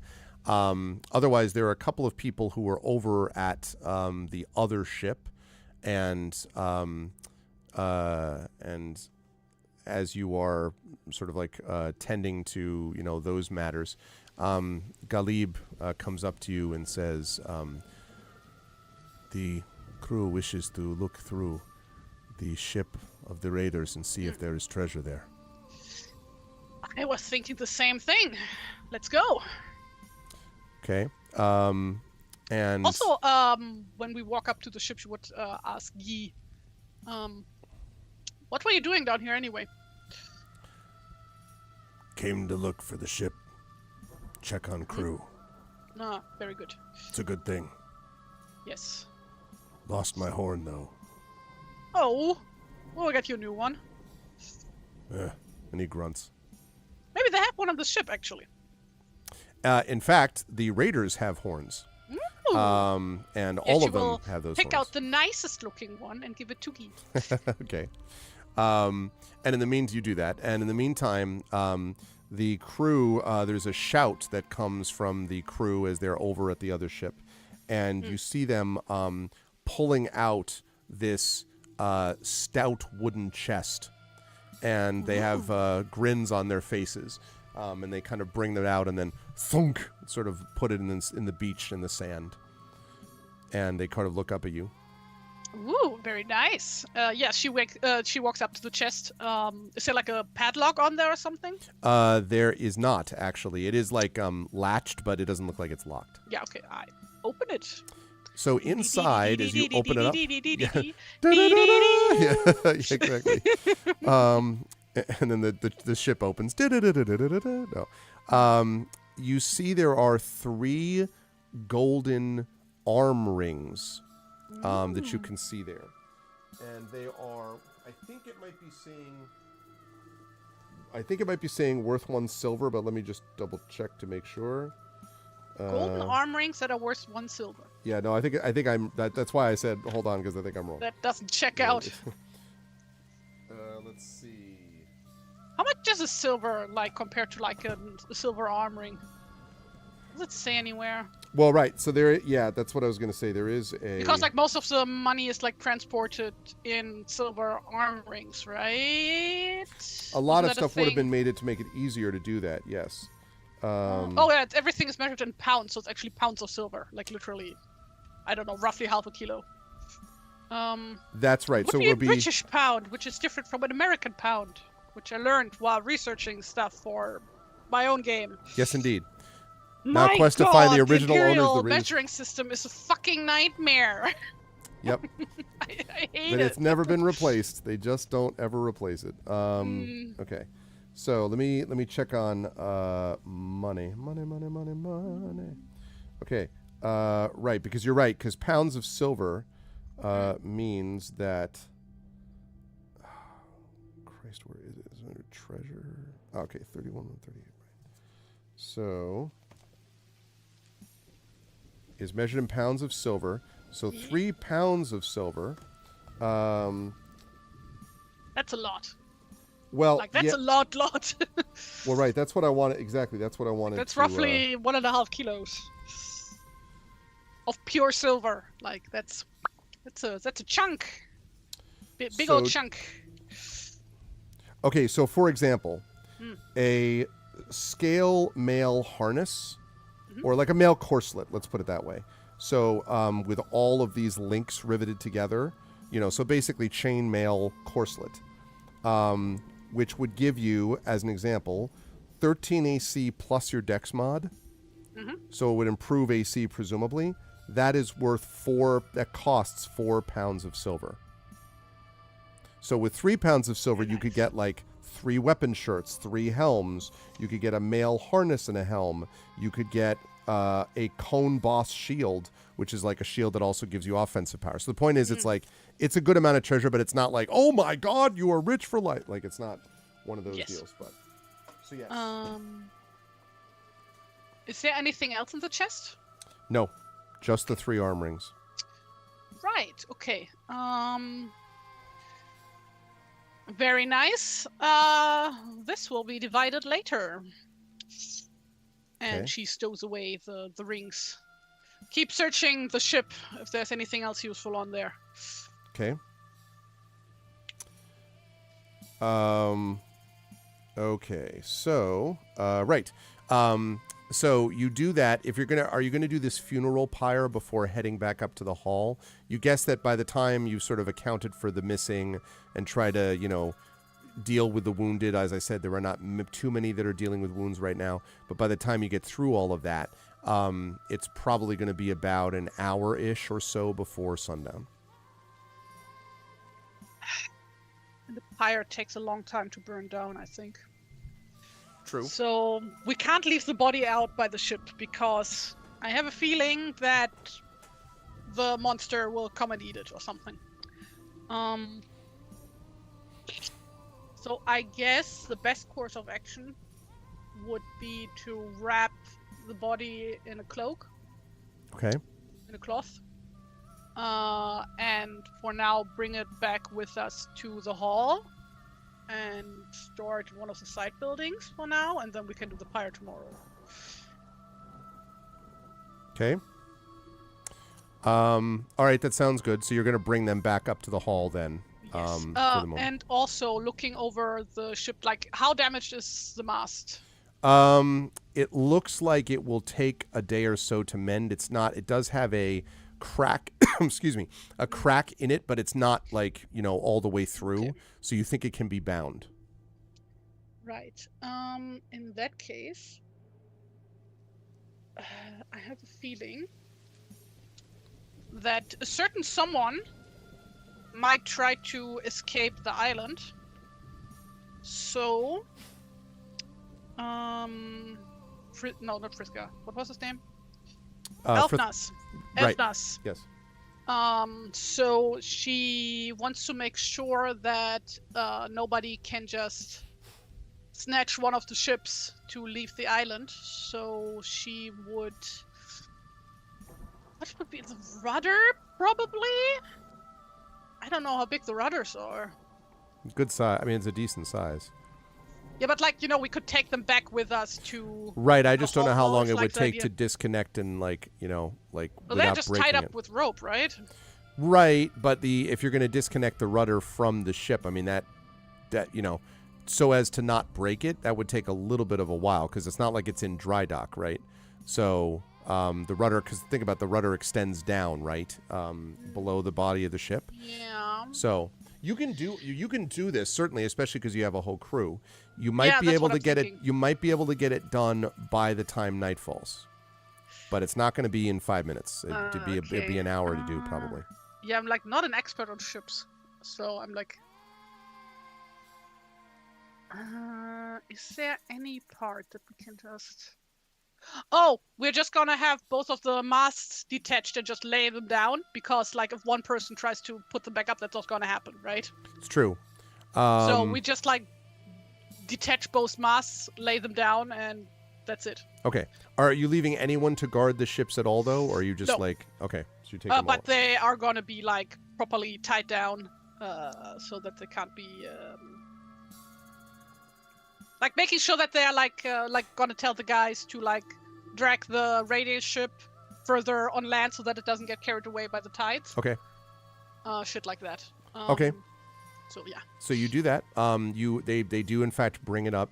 About a half hour passes as they kind of tie it down and do all the stuff that they need to, and then you hear a, and it's coming from below the deck of your own ship, and your two of your crew come out and are bearing between them a struggling prisoner, and Galib says, "It appears we have found the rat below."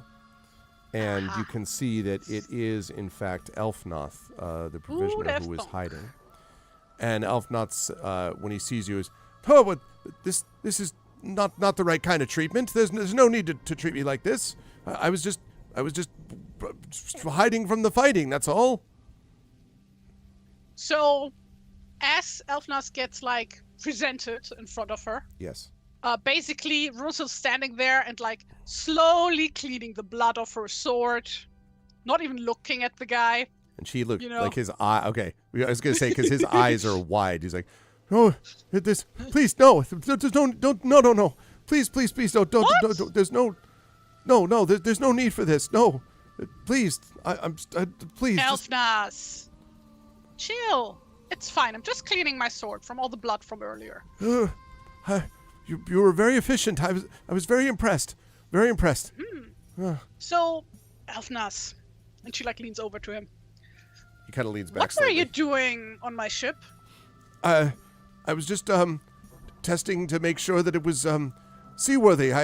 It's my job to make sure that ships are seaworthy when they come in and leave. I didn't want you to sink out there in the ocean whenever you left, whenever that was going to be. That's all. Hey, and what were you really doing there? But I've already, and one of the crew's like, shut up. Why don't you explain what you had with you? And he pulls out, what did you have with him? And he pulls out this small little sack, and in the sack you can see there are little trinkets and items and things like that that are available in the sack, and you can see some of them look like they're fairly old, and certainly do not look like things you would expect him to have, provisioner to have in the sack. Yeah, I'm just gonna neatly tuck away that pouch for now. Okay. So it's getting late. We should probably get back to the hall for dinner. Don't you think so, Elfnoth?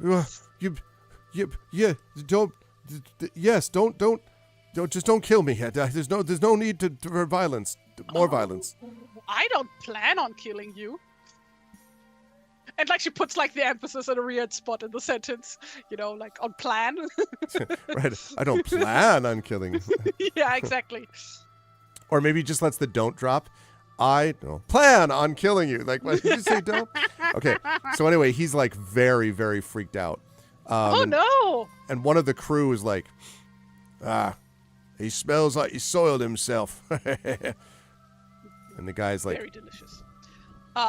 Yeah, and like maybe make sure that like he seems to have some very nervous hands. Make sure they're like all tied up in place, just to make sure that you know how this works. And like, they, with pleasure, and they bind his hands, and he's like, "Oh," like is kind of moaning out of the anguish of having his hands bound.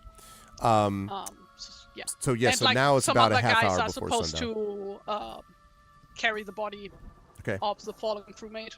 Okay. As we hopefully swiftly make it back to the hall. I would say that you make it to the hall. Swiftly is a relative term, but you get there certainly before the light has disappeared. I'm going to get rid of my follower sheet for just a moment. Oh, by the way, did any of the crewmates search the bodies of the raiders beyond the warhorns? Yes, the thing have that they anything? found were the warhorns and basically the weapons. It appears like the treasures that the raiders would have found were mostly to be found on the ship. Yeah, but okay, then the I javelins and instruct them to, spears like- are okay, you know. Yeah, basically then she would like instruct them to bring back with them any weapons they can happen to be able to carry back now. Okay. And we are just leaving the bodies there for now. Okay. The girls can have them. All right. So when you get For back the to the zombie hall, attack- when you get back to the hall, Draugrs. you can see that besides your crew members, I'm not going to put all of them in here, but you can see that besides this group, there is also, and let me just make sure that I've got, let me make sure I have our guy. 1 second here. No. Where's the guy? No. Nope. There we go. This guy. That's who I was looking for. I had moved him because he had left. There. Oh, there he is. As I said that, I saw him. Never mind. You're here. Okay. So Was off to the side. you bring the provisioner in as well, and the people in the hall kind of stand and look, and Frithgar sort of is kind of staring suspiciously, as is the housekeeper, who's staring at Elfnoth, and he kind of, and when you bring him in, he sees Egbert, who's sort of staring at him, and he kind of breaks free from your crew, and he kind of stumbles over, not in any like dangerous way, stumbles over and practically trips over the bench, and then does in fact trip, and sort of sprawls on his face in front of Egbert, and he says, "Mercy, please, Egbert, you know, I was just frightened, and I was leaving. I just wanted to leave the island, and I'm sorry, and there was violence, and don't let them kill me." And Egbert is sort of like staring down at him, and then looks back up at you, Runsild. We found a little mouse hiding on our ship. Saying he was checking if the ship was alright.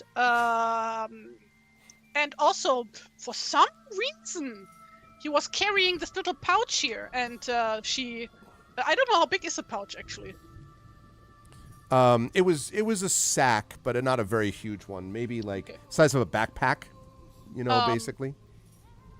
Okay, in that case, she would gesture two of her crewmates to carry one of the benches in the center of the hall. Okay, yep.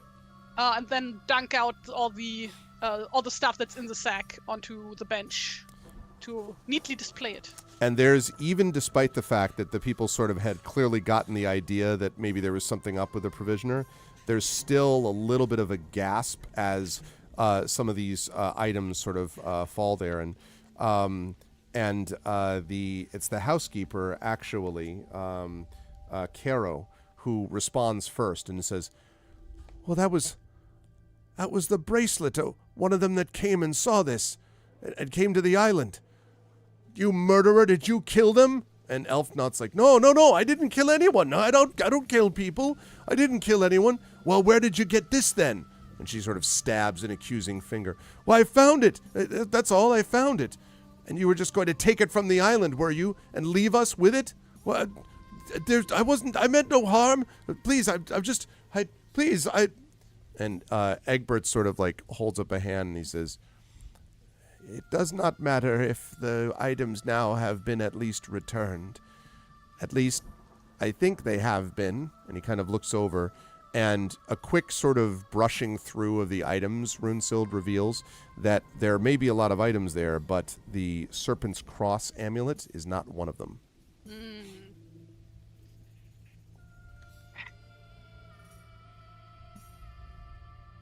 Say, Elfnas, did you happen to have also like another little trinket on you? Well, no. I mean, they're all exactly what you see there. And she waves two of her guys over to like, not strip search him, but like just pat him down, like see if he has like anything hiding on him. And they do so, and then they say, "No, there's nothing here, Runsild." You say, "Yes, as I told you, I don't have anything else. on my person. Yeah, then where did you hide it? There's nothing to hide. And at this point, Frithgar walks over. He sort of towers over him, and he says, "Stop lying." And he, there's no, and you see Frithgar like glooming over him, and he sort of is looking frantically, and you can see where they're placed right here. Let me place the provisioner. So you've got Runesild on one side, right? And then you've got Frithgar on the other. So it's basically just like this, where he's like looking from you, Runesild, up to Frithgar, back to you. And he's like, and he sort of pauses and then says, well, and he kind of lowers his head and he says, I just wanted a new start, that's all. Just a new start. Good for you. Now where's the amulet? It's where my boat was tied up. I was going to use it to escape until I went down there earlier today. And the boat was destroyed. Something wrecked it. And the housekeeper says, I wonder why. I didn't mean, I wasn't. He just sort of stops, stops talking for a bit. And then Runesild basically stands back up properly and looks at Egbert and the housekeeper and Frithgar. It's like, well, he's one of you guys. What do you want to do with him? And Egbert says, he must be granted some sense of mercy. He must return all that he has stole. And then, after he has helped rebuild what he helped break down, he will be asked to leave without any of the items that he took.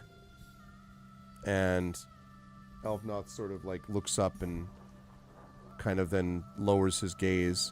And you can see Caro, Frithgar, even Edgar are glaring at him. And so you sort of, all right. And Egbert says, but we must find that amulet. If you want to go find it, it's out there, where the boat was. Yeah, bit dangerous to go fetch that now, isn't it? Unless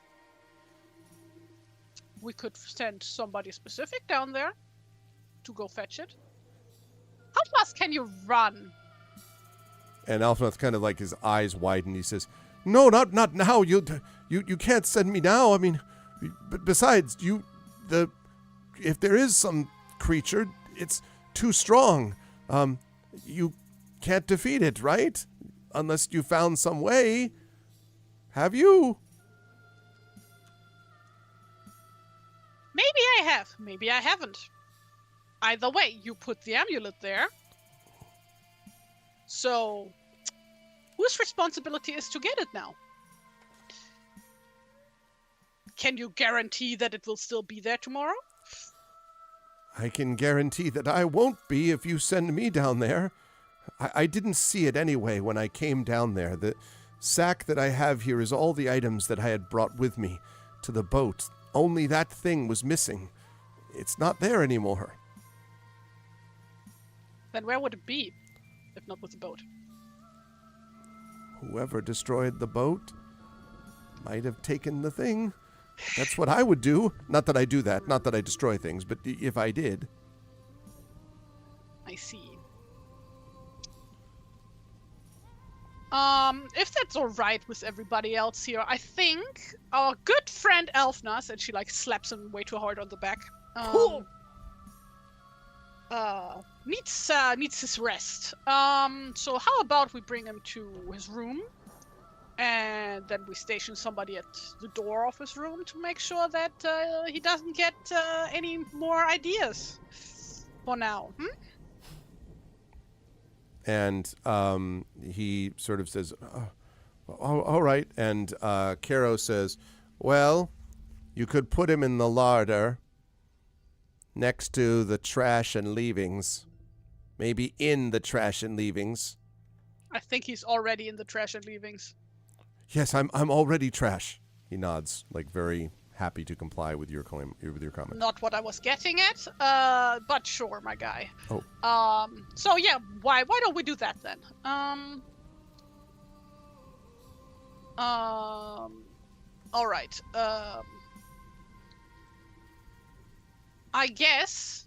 And then I guess once he's been put away, out of earshot and everything, she would make sure that somebody's always stationed at the door, so that he can't get out. Okay. And then she would turn back to the crowd, and would ask, is everybody within the walls right now? And Frithgar says, yes, all the ones who were out in the island at least. Not that there's that many of us left. Very good. Okay. We will have lookouts stationed at the wall, and switch them out at certain times at night. And hope that we don't get any visitors. And as you sort of set up for that, whoops, wrong one. As you set up for that, a couple of your compatriots, your followers, come up to you, and Genevieve sort of pulls you aside and says, Runsil, are we going to be safe here for another night? Is that thing you've been telling us about going to attack us here? Or do we need to go elsewhere to stop it? What are we going to do? I think we are safe within these walls. So far, the monster hasn't tried to get in, has it? And I think it's because of the light. For one, the creature only comes out at night, and what I found, it seems to have some kind of aversion to light for some reason. So long as we keep the hearth going and keep a few lamps lit, I think we should be fine. Okay. Okay. So, when you have set up the hall as you basically want it, are you setting a watch or anything like that? Yes. Okay. All right. So you set the watch for it. Are you going to be a part of that watch? And if so, when? Like do at the beginning or the end of it? Do I still get my long rest if I do? Yes, as long as you know, as long as you're not doing it somewhere in the middle. Yeah, okay. I guess then I'll take first watch. Okay. Okay. So, let's see. Right.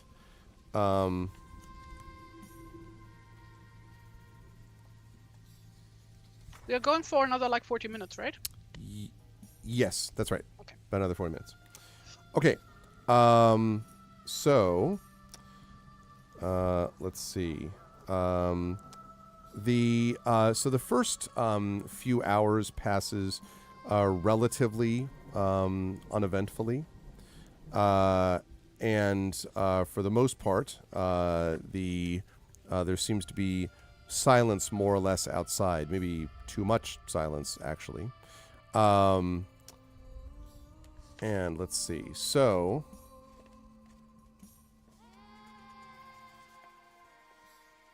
Okay. As you are sort of preparing for this, do you set up anything within the hall besides just a watch? I guess my question is preparations. Are you making any preparations for this thing, and if so, what? Yeah, I guess since there is no gate on these walls outside, right? Not at the well. Is there? No, there's no gate. Yeah, no. Okay. I guess then we would prop up some benches and whatever there. Okay. And also we would barricade the door. Okay, to the hall. so we're going to barricade the door with barrels and benches. Okay.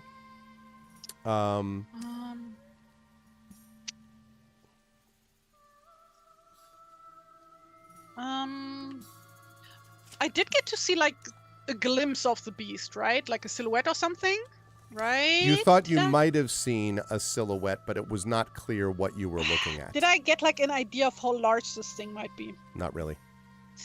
Really? Okay.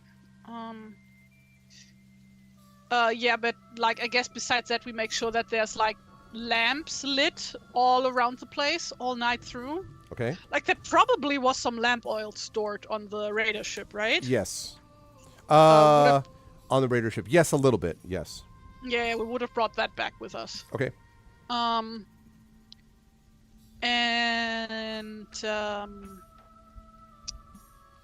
I guess because there's like gonna be a few watches like staged outside the hall, right? Would like leave some kind of opening that they could get through if need be, like probably through a window. I don't know how large the windows here are. Very small. I mean, there's really only one window that's visible in the hall that you can tell. So yeah. Yeah, I guess in that case, like the barricade, it's just like basically a bench that's blocking the door. So okay. So it can be moved if need be. Okay. For the watch switching, so it should be fine. I'm sure. So what's the worst that could happen? About midnight or so, during the course of your watch, I need you to make a perception check for me as the hearth fire has dwindled and your crew and followers are inside with an uneasy sleep. Yeah, would like keep the hearth lit, by the way, throughout the night. Yeah. What did you say? A perception check? Yeah, no, that's right. You wanted to keep light, but it's down a little bit, I guess. 6. Mm-hmm. Okay. That's not great. As you're watching, sitting by the hearth, feeling it warm you, there is a moment where you kind of have this sort of. It might be best described as kind of this sort of someone's watching me feeling. You know, you have this sort of sense that something's watching you, although you don't know what exactly it is. Always and then like somebody's watching me, and I got no privacy. And then you hear this as this massive blow hits the front door, and the door shakes, and immediately like half your crew, what? Like, gets up, and slams through. And then you hear again, and the benches like shake and rattle, and dust kind of comes down from the roof, and the you can see the door sort of, like kind of leans in, and so that happens twice, and then happens one more time, and at this point everyone is up and like, what's going on? All of your followers. I think we have a visitor. Everybody to arms. So they all sort of draw weapons and stuff like that, and then. Silence. Nothing sort of rams against the door again. And a minute or two pass. Yeah, we wait. Okay. As you are sitting there, Genevieve, you can hear her sort of breathing heavily, and sort of you sense her nervousness. And then, Runesild, and coming through the thatched roof is a grisly white arm, and a claw rakes across Genevieve's back. Ah! She says, and she kind of falls forward. I need you to make, please, a... Essay? Oh, we'll talk about this. Not a check yet. But literally just smashed through. And this arm is huge and brutish, livid in the hearth light, just very, white in the hearth light. And the claw looks blood stains at the end of the nails of this claw. And the claw is enormous, like as big as your head, basically. And reaches down and then pulls back up. And now, like, the crew is freaking out, like people inside are freaking out. Egbert is sort of mumbling to himself and pushed back against the basin. Edgar is holding his mother. Yeah, I guess Runesel will be like, finally, this is what we've been waiting for! And draws her sword and lunges towards the arm. Okay. You lunge towards the arm pulls up again, and then... Can I grab it first? Or slash at it first? Well, which one? Slash. Go ahead and make an attack roll. Disadvantage, though. Right on. 10 doesn't hit, does it? Nope. It comes up like sort of surprisingly fast. And Rick Mod sort of says, well, the prophecy finally is revealed in all ways. And then smash, and the hand comes down again. And this time you hear a yelp and a cry, and you see that it has grabbed Edgar and is trying to pull Edgar up by the shoulder. And Edgar's like, oh, no! And his mother is trying to, like, hold him down. Frithgar comes over and starts, like, beating with his great fist against the arm, but the arm is like iron. Yeah, I try to slash against the arm as well. Okay. I think I need to change the music here just a little bit. Actually, let me get some music going. I want to grab one of the pieces of wood from the hearth. No, wrong one. This one. And try to hit the arm with that one, like to burn it. With the burning? Okay. All right. Let me have you make an attack roll. This is going to be, but this is actually just going to be your strength bonus, no proficiency or anything, because you're basically using an improvised weapon here. So just whatever, so just D20 plus strength. Yeah, basically a strength ticket. 11. Nope. You kind of smash against it. You actually hit it, but it doesn't seem to do anything. And finally, Frithgar, with a roar, like tries to like grab and twist. And then the arm sort of releases Edgar and like basically backhands Frithgar, who goes stumbling backwards with these claw marks across his chest, and then sort of stumbles and falls. You can, now the crew is like sort of rushing around and sort of like frantically, yelling at each other. There is sort of chaos inside this mix. And Genevieve next to you sort of whimpers, and you can see that Genevieve is in a very bad way emotionally, Runesild. If you want to... she says, we can't escape. The island is cursed. We're cursed along with it. If you want to rally her, you're going to need to make a charisma check. If you want a persuasion check, if you want to rally her. I want to use my command presence feat, I think. Tell me about what that does. Blip, blip. Oh wait, that was the wrong button. This button. You are used to the burdens of leadership and know how to motivate people to exceptional prowess. As an action, you can revive, spend, follower, or restore hit dice equal to your proficiency bonus to a character. They cannot recover more than their maximum hit dice. Must take a long rest before using this. So basically, I'm restoring her hit points to... You'll be able to do that, although this will come into play mechanically if you fail at the persuasion check. This is to see if you can rally her. If you can't rally her, then she's going to be spent, and in that case, you could totally do what you were just saying. In fact, you could also... You could technically do... Well, yeah. Let's worry about this first, then we'll talk about restoring her, because there's also Guy who's spent, and we don't have enough for a long rest yet. The monster attacked literally in the middle of it. Well, I do command presence, so... Yes. Okay, so what was that, a charisma So persuasion, check or it's a persuasion check here. Persuasion. Yeah, you're trying to make a persuasion check on her. Wow. 20. A natural 20. Is that 25 or 26 that we got there? 26. 26. Wow. So what does that look like? Is Genevieve is like, we're cursed.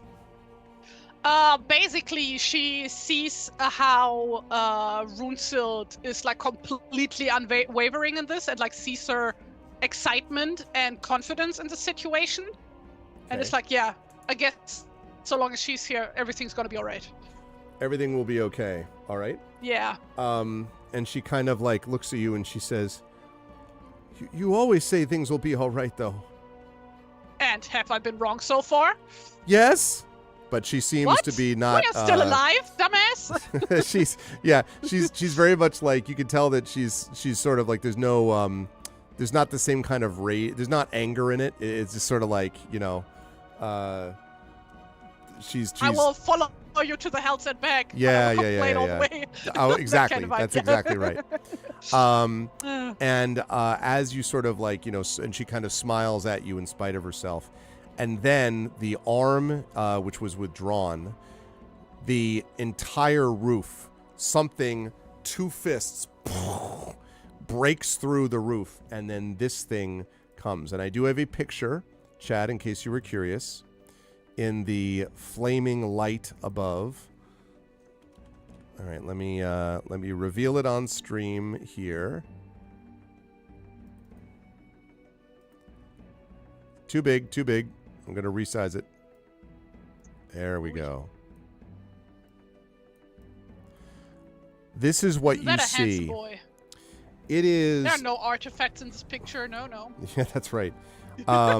This is a sort of wartish creature. They're, as I say, white with this kind of matted black long hair coming down from its head. There are 2 enormous tusks out of its mouth, and you can see there is these long arms with, again, scratches and scars all along it, and its claws are stained with blood.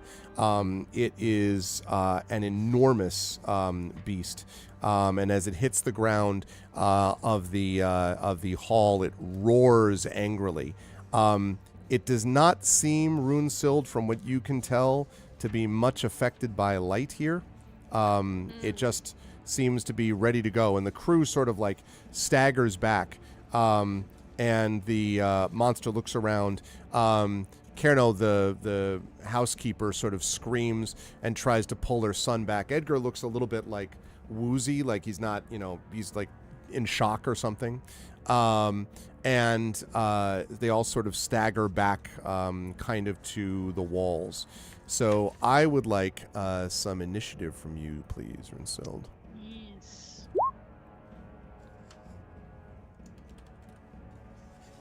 Okay. Ooh, 18 again. Ugly Mug is right, Carol. Okay, another 18? You've been rolling well today, by the way. Except for when it matters. No, that's not true. No, you saved your followers like 5 times. You kidding me? Who cares about followers? Wow. You say that, they all immediately take disadvantage. You're like, you suck. You do it yourself, Runesild. Okay, right. So...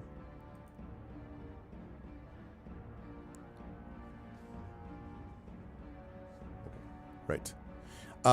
Also, you nice can... if we had the amulet now.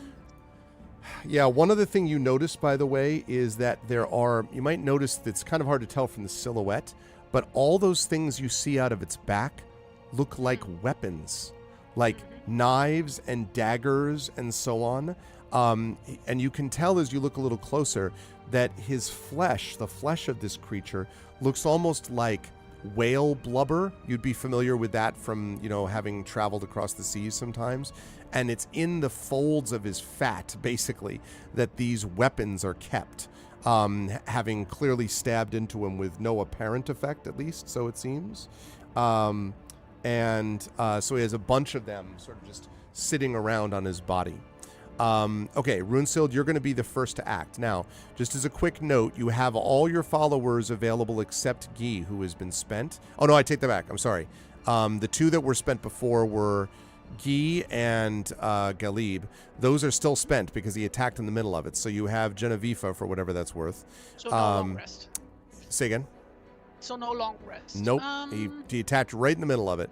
You have Mundir, theoretically, and Rickmod, theoretically. I'm not sure that any of them could do much good, but, you know. Let me think. It is getting worse, Caro, yes. I want to look this creature over if it happens to have the amulet somewhere on it. Like, for example, if it's stuck on one of the weapons hanging from its back. Make a perception check for me quickly. Oh, God. Is that going to be my action? No, I'll give you this as a bonus action. Okay. This is right, yeah.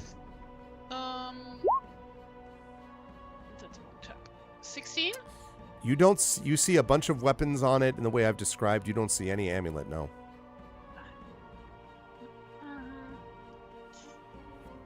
Thinking. So you said it's around midnight, right? Yes. So it's going to be several more hours until daylight. Roar! What do? I shout to my followers to clear away the door. And they all sort of say, and they're like, what they sort of look at you. You want us to clear the barricade? Well, the thing is now inside, right? Roar! Yes, it is. Yeah. So yeah, clear away the barricade. The call is coming from inside the house. Okay. Yeah. So, all right. So you will have them clear away the barricade, and then you're going to be up against this thing. I'm gonna try to get this thing's attention, to taunt it. Hey, you're an ugly big fella, huh? Roar! And then run outside, hoping that it will follow me. It's like me waving my arms around. I'm still holding the. It's going to take a turn for them to burning clear that sword, by the barricade, way. though. They're not going to be able to do it in 6 seconds. You're gonna have to do this till okay, next yeah, turn. okay. In that case, I'm still gonna try to get the attention on me, Okay. And I think so I that it actually, doesn't kill anybody else. while I'm on the subject, I should probably, it'd be nice if I brought the token of this thing up there. So. Oh, by the way, did I get a short rest out of this though? You did get yes, you did get a short rest. So I could use a hit die to heal myself, right? Yes, that is true. Then I'm gonna do that. That's a good call. I would suggest you do that. There we go. That's about to scale. Seems about right. What do you think, chat? 8 points of feelings, which makes me at full health. Outstanding. Oof. Okay, so you're at 12. Sound good, Oof. chat? Is that about right? Seems about right. Good scale, right? Uh-huh. We're all How set. did he get in the house then if he's bigger than the house? Yeah, you're right. I needed to scale him differently. All right, that's more like... No, just kidding. Okay, so he is about there. Right. Did he at any point so far touch any of the fire in the house? Like, did he break into one of the lamps, or did he step into the fire pit or anything? No, but you hit him on the arm with a flaming brand, and it did nothing. Oh, okay. Okay. So you were going to occupy his attention. Let me have you make. Oh, geez, what would this be? How are you just like waving your arms? Or are you like? Because what I'm thinking is maybe an intimidation check, which is going to sound odd, but or possibly. I mean, you're not trying to deceive it. You're just trying to gather its attention. Yes. So let me have you make a charisma check. You're basically trying to be like, hey. Basic charisma check, yeah? Yeah. 18. Okay, so he turns, and you definitely now have his attention. And what he does is he stares at you, and then from his back, he pulls out a dagger and tosses it at you. Okay. I try not to get hit. Well, we will see if that happens. Let's see. We're talking... Oh, well, I'm trying to slam away the knife because, I could hit something that's standing behind me, and we don't want that either. Someone. 22 to hit. Yeah, that hits me. Okay, let's see. Oh, okay. Well, that's So remember that whole am I wearing my armor right now? I assumed you were. Okay. I assumed you were. Does that still hit you? I assume it still hits you. Yeah. So he hits you apparently in the face because this is 11 points of damage unless you want to take a blow. What is going to take a blow to one of my followers? Death saving throw. Or they might be... Do badly followers have hurt. HP, or how does it work? No, they don't have HP. They basically, the death saving throw is the equivalent of that for them. So... And you've they got... only get one death save, or do they get 3? It's not like that. The death saving throw is basically if they succeed, then they have avoided, they absorb the blow and they have not taken damage from it. They managed to do something to resist it. Okay. If they fail, they take the blow, but then they're... Then they're dead. Presumably. Now, also, spent followers, Galib and Guy, can't do this. So you'd have to see if Genevieve or Mundir or Rickmod even have take a blow for you. None of them have taken blow, I think.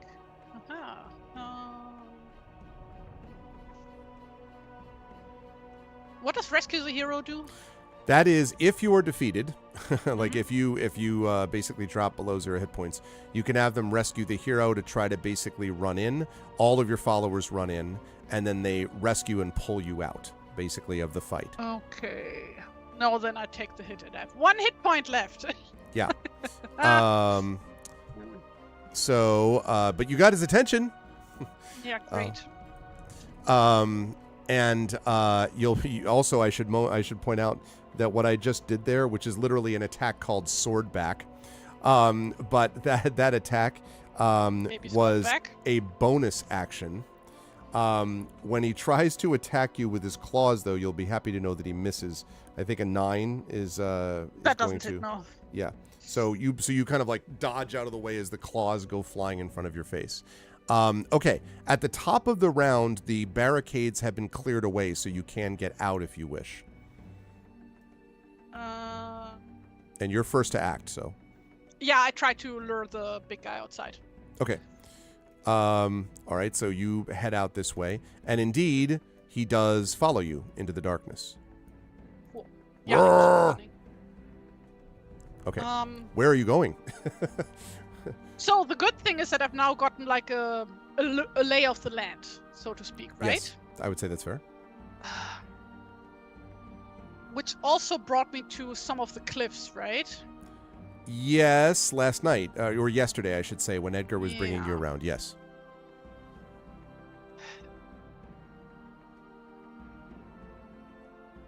Did I happen to see a spot on the cliffs that leads straight into water with like no rocks down there?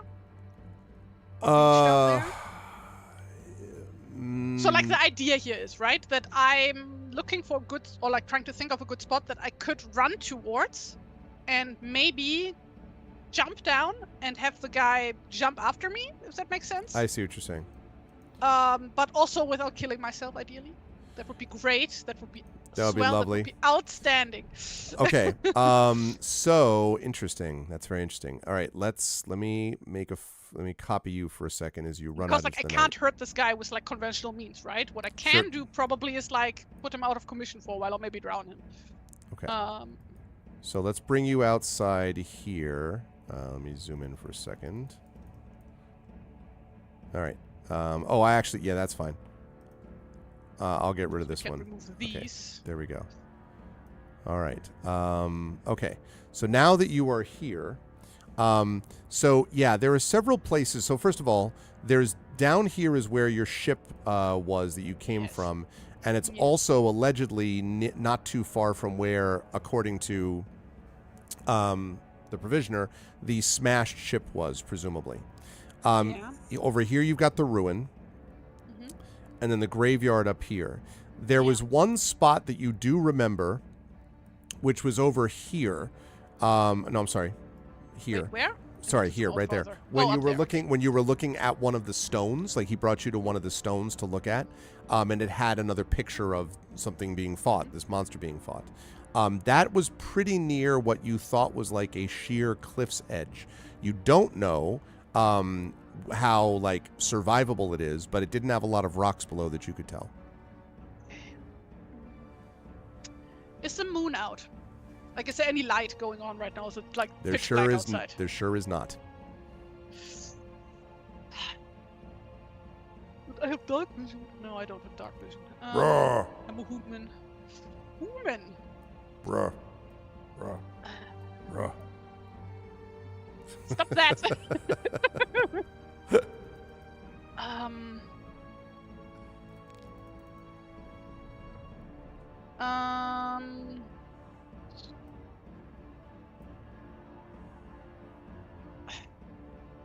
For how long do I think can I like keep just running? Like with adrenaline and everything. Yep, that's an excellent question. That's going to be dependent on constitution checks that you make. And saving throws. In that case...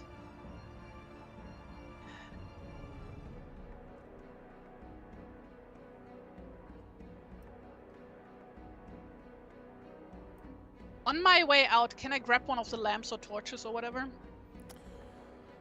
Because not having any light is gonna be a real fucking nightmare. I would say that you could probably grab like a burning brand. It's not the best light, but it is some light. Yeah, okay. So you could do that. Okay, good. So I have a little bit of light so that I can at least see where I'm stepping. That's right. And also, as your eyes get adjusted to the darkness, even though it is pretty black and pretty, not quite pitch black, but close, you know, it's not like you've got a lot of rolling hills. There are rocks and stones, I guess, but you don't have, like, you know, walls to navigate and all that. Small favors. Very, very small. Okay. Small favors. Yeah, in that case, I'm gonna do the thing where you, like, sat up in the north, where I think I haven't seen any rocks, spiky rocks that might impale me. Over like that? If I jump down, and I'm gonna book it up there, trying to keep this guy's attention. So let's say if you're double moving the whole time. Yes. I'm dashing. I would say... Very dashing. I'm going to have you make right around here. And you are able to stay in front of him, although as you look behind him, he lopes with horrifying speed after you, using his legs and his arms, like basically on all fours, like to like pull himself along even faster. So he is catching up to you slowly. Right about here, I need you to make your first Constitution saving throw, please. And if you don't get it, we're talking a level of exhaustion here. Yeah, that's not great. Constitution save. By the way, this would be a great time to inspire me if anybody has... That's true. If anyone has any inspirations sitting in chat, someone is running from a huge deadly monster. So if anyone in chat is like, hey, I got an inspiration I could use, or if not, don't forget, you can always, by supporting the channel at Tier 2 sub, or by supporting the Patreon at $10, you get an inspiration to use to save someone from from possible potential harm here. Do we have anyone who's willing and able? For Runsil to survive literally her first battle in this campaign. Yeah, that'd be unfortunate. What happened to Beowulf? Well, it's over. What? Well, she didn't make it. What? No, now it's her twin sister. Runsold. Yeah, right. Runsild, Runsold. Happens to look exactly like her. Yes, exactly. Yeah, going once, going twice. Oh. Looks like not. People just want me to die, huh? Just want people to feel the pain. Apparently. Right. Oh my fucking god. Constitution save is a 3. So that was a critical miss. It's a natural 1, my dude. It was a natural 1. So that means Runsild has a level of exhaustion. Now that's not deadly yet, although it might be later. Okay. It does give me disadvantage on skill checks, doesn't it? That would, yeah. Yeah. So that's going to bring you now up to the edge. Considering that I'm going to go for a swim, is not ideal. That's right. Now you come up here to the cliffs, and now you're able to look down at the water below. Now the water below you. Take a look as I get the cliffs here of the place. Okay. Right. So it is.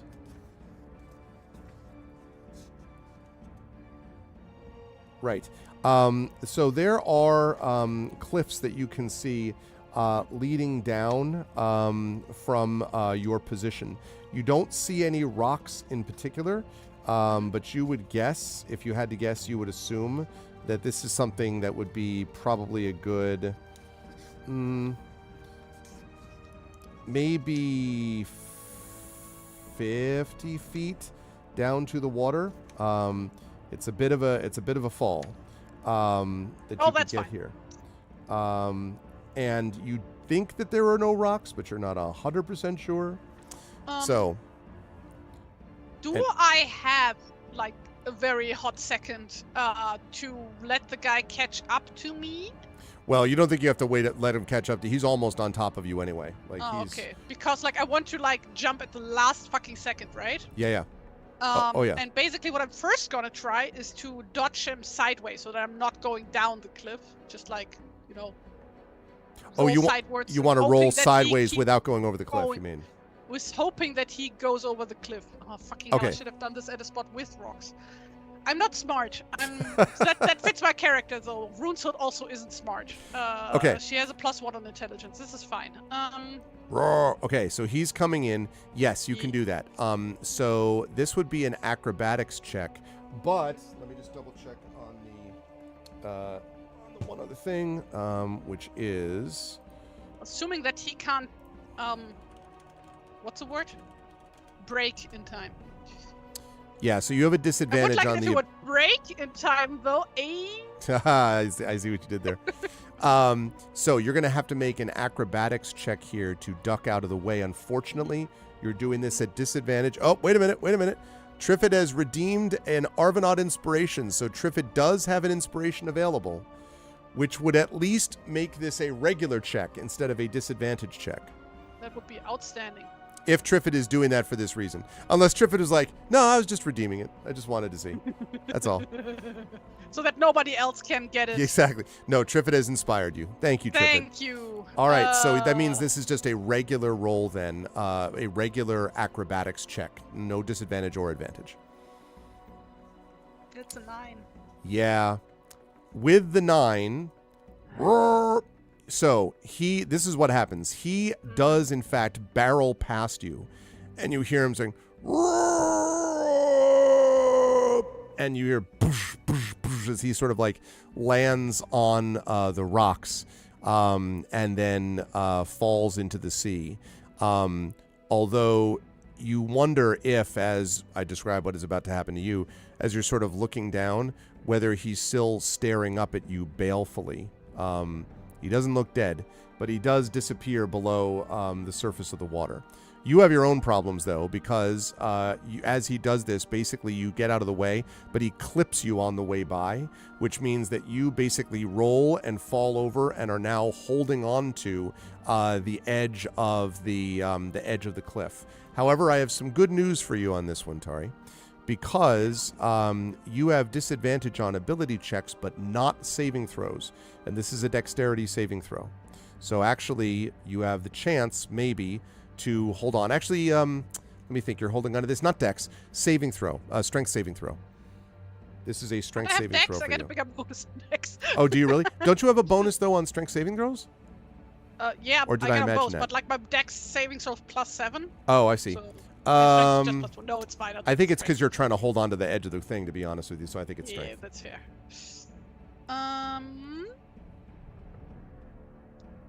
Right.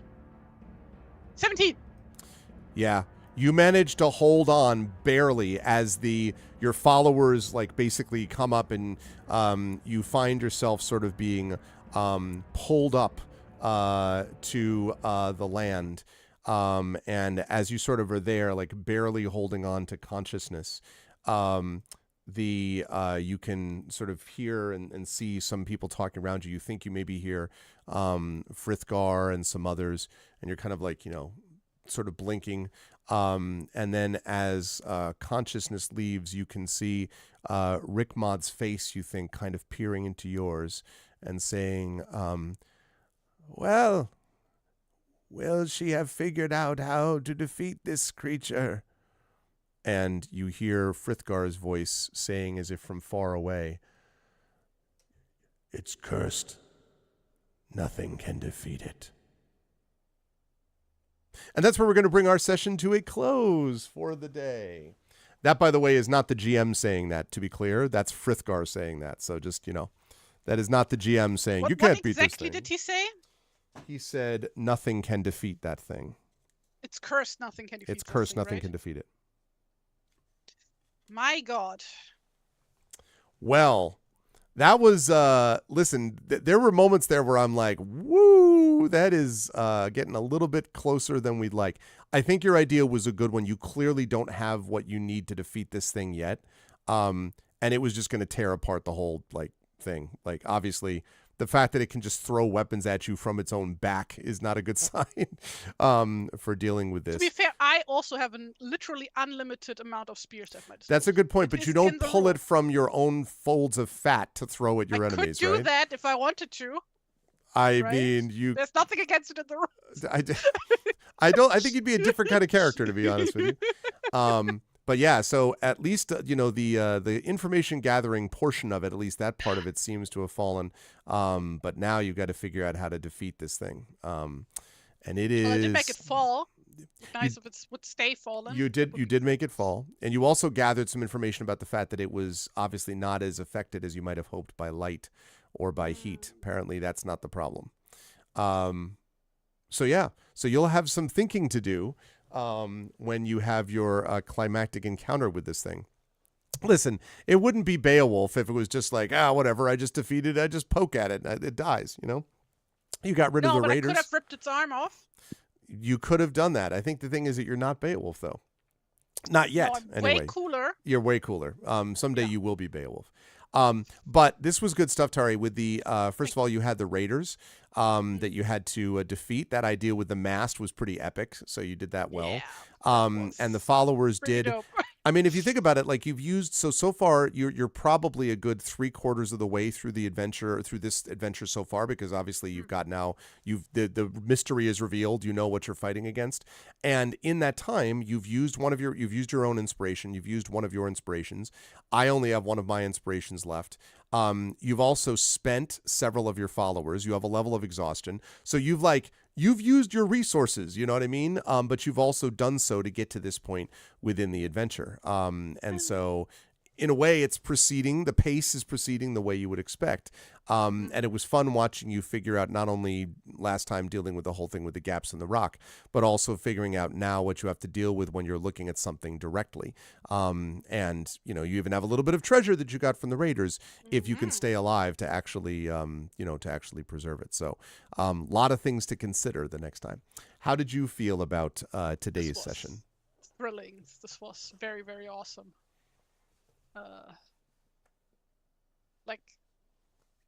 I don't even know how to put it into words. This was great.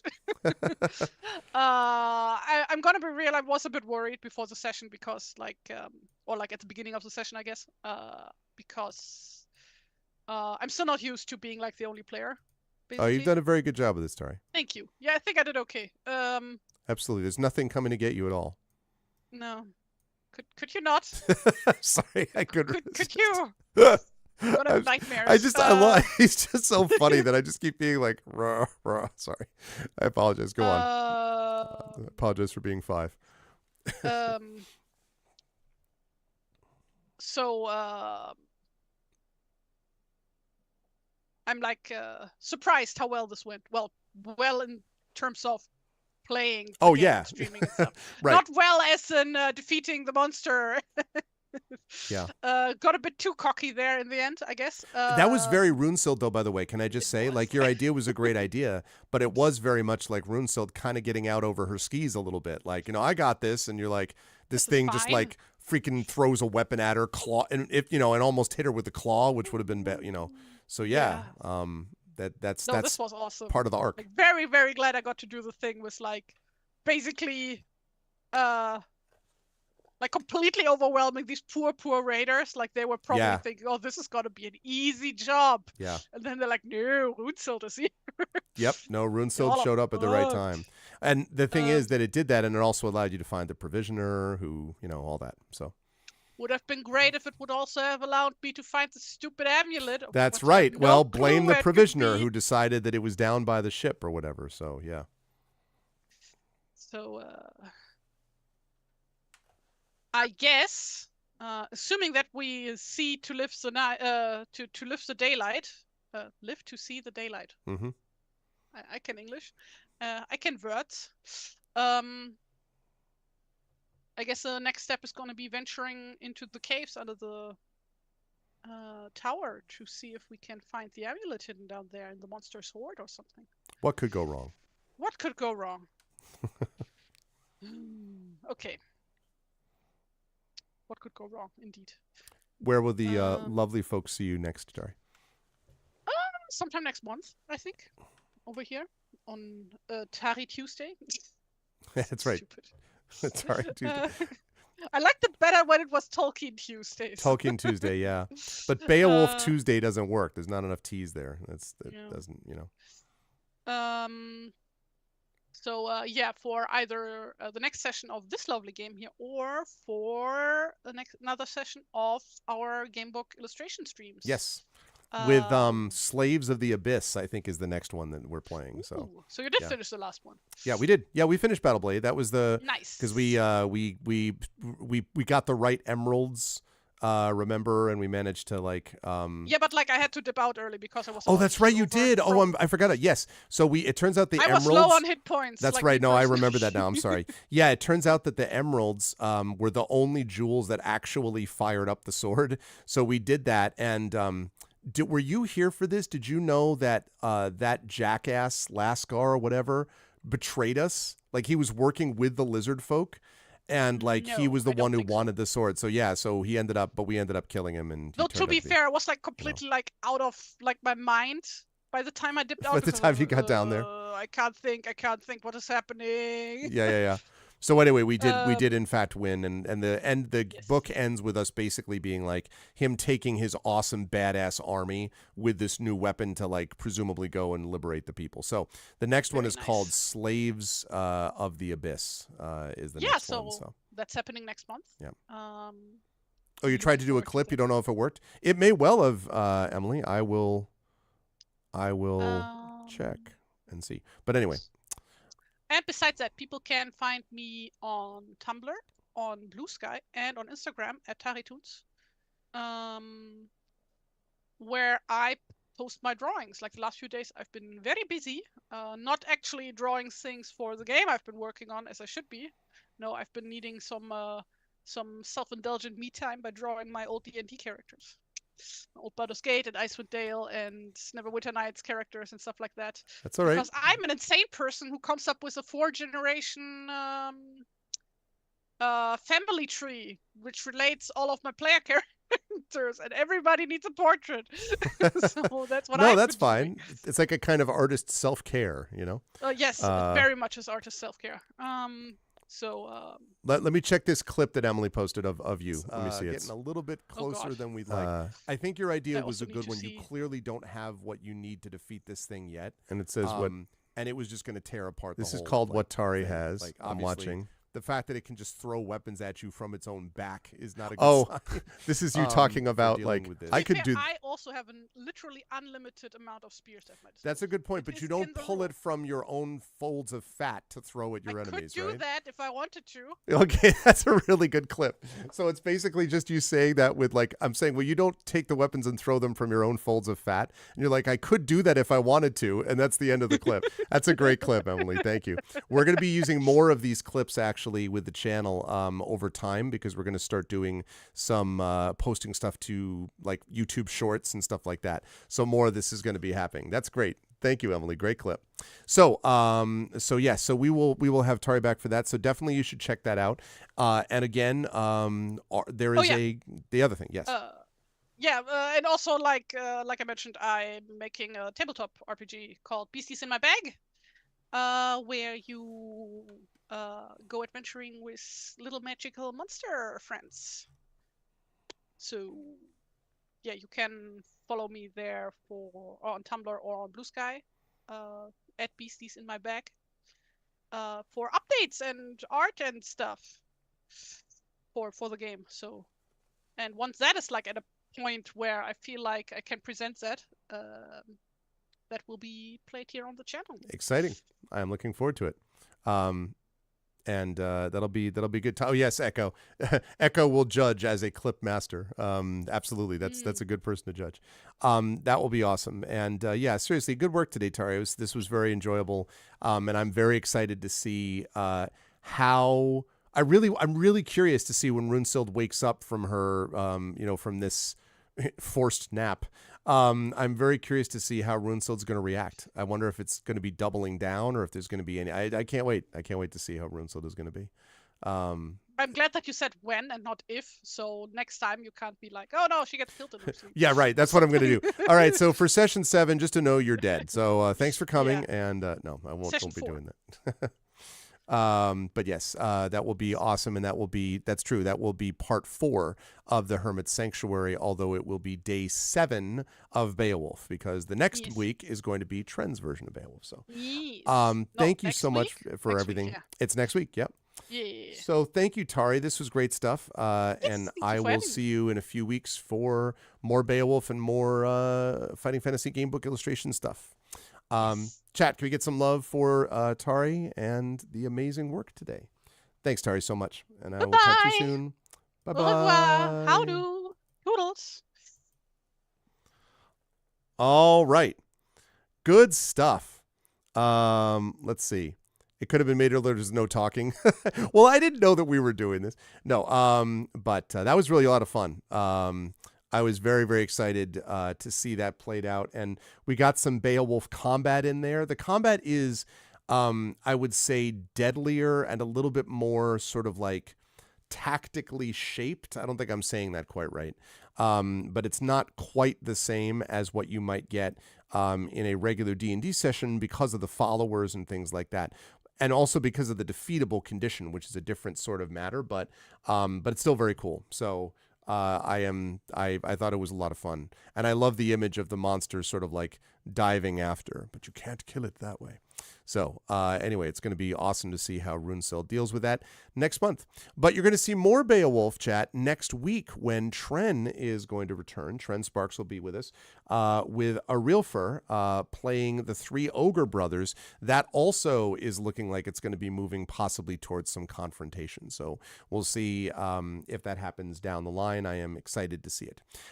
Okay, now as I mentioned earlier, first of all, that next game that Triffid was kind enough to post, that is, you're getting an extra week chat to do this because we did the nominations earlier than normal last week because we had some extra time.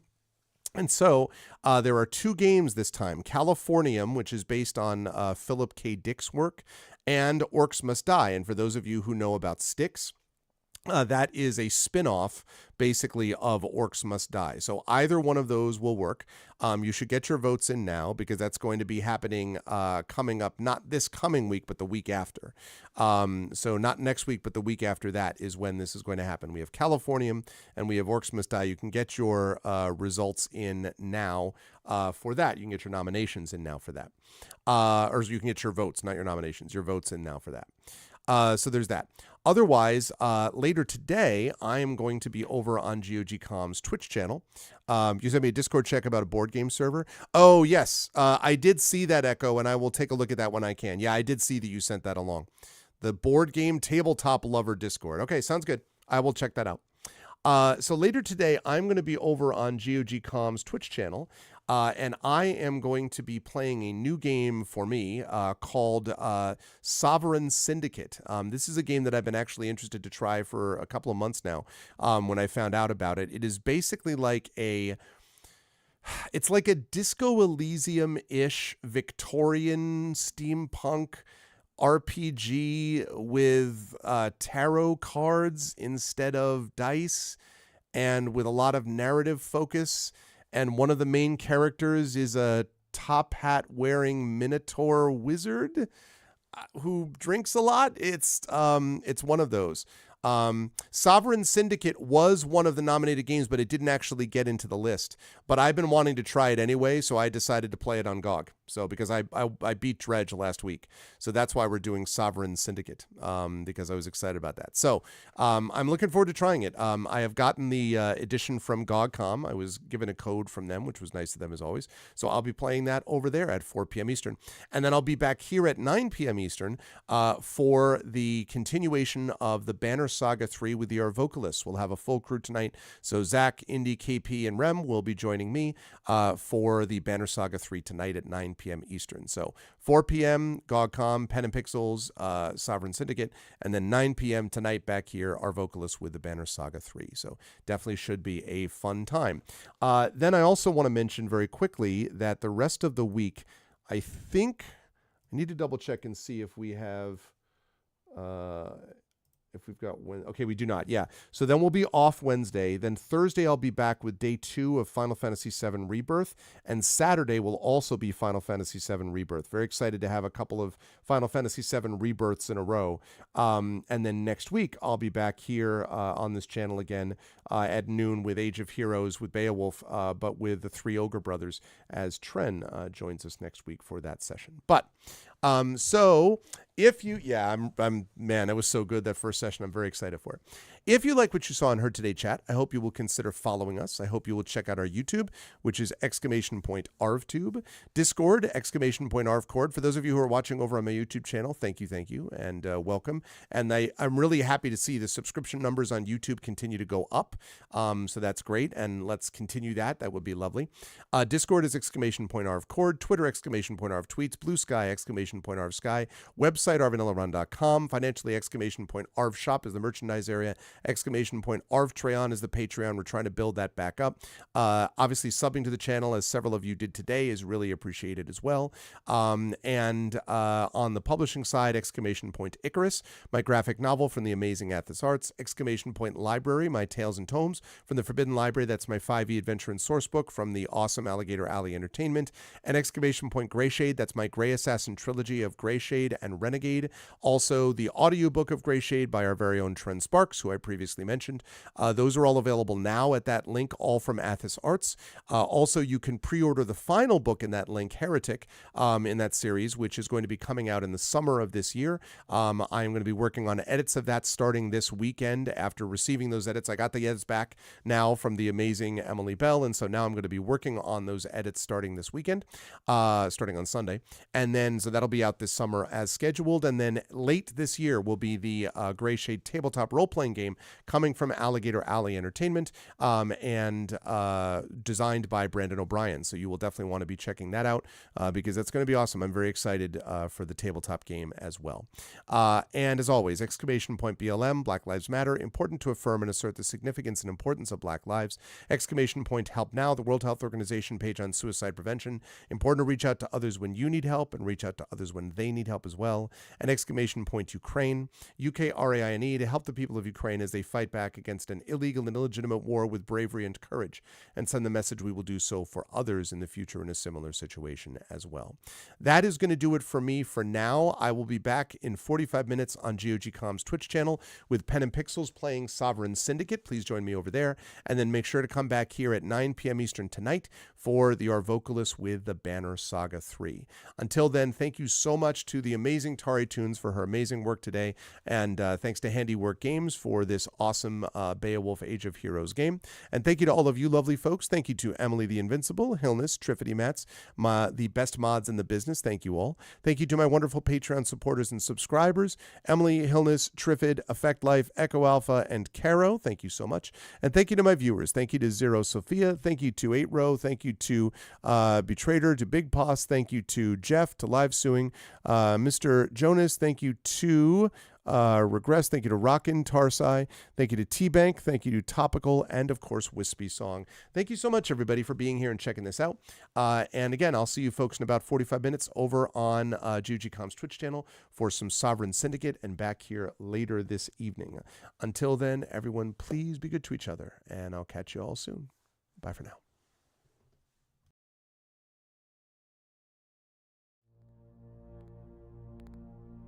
Then on the strand, with steeds and treasure and armor, their roomy and ring-dight ship was heavily laden.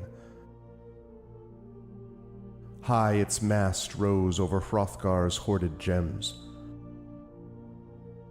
A sword to the boat guard Beowulf gave, mounted with gold.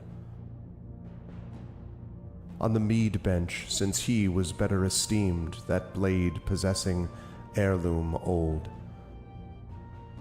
Their ocean keel boarding, they drove through the deep, and Daneland left.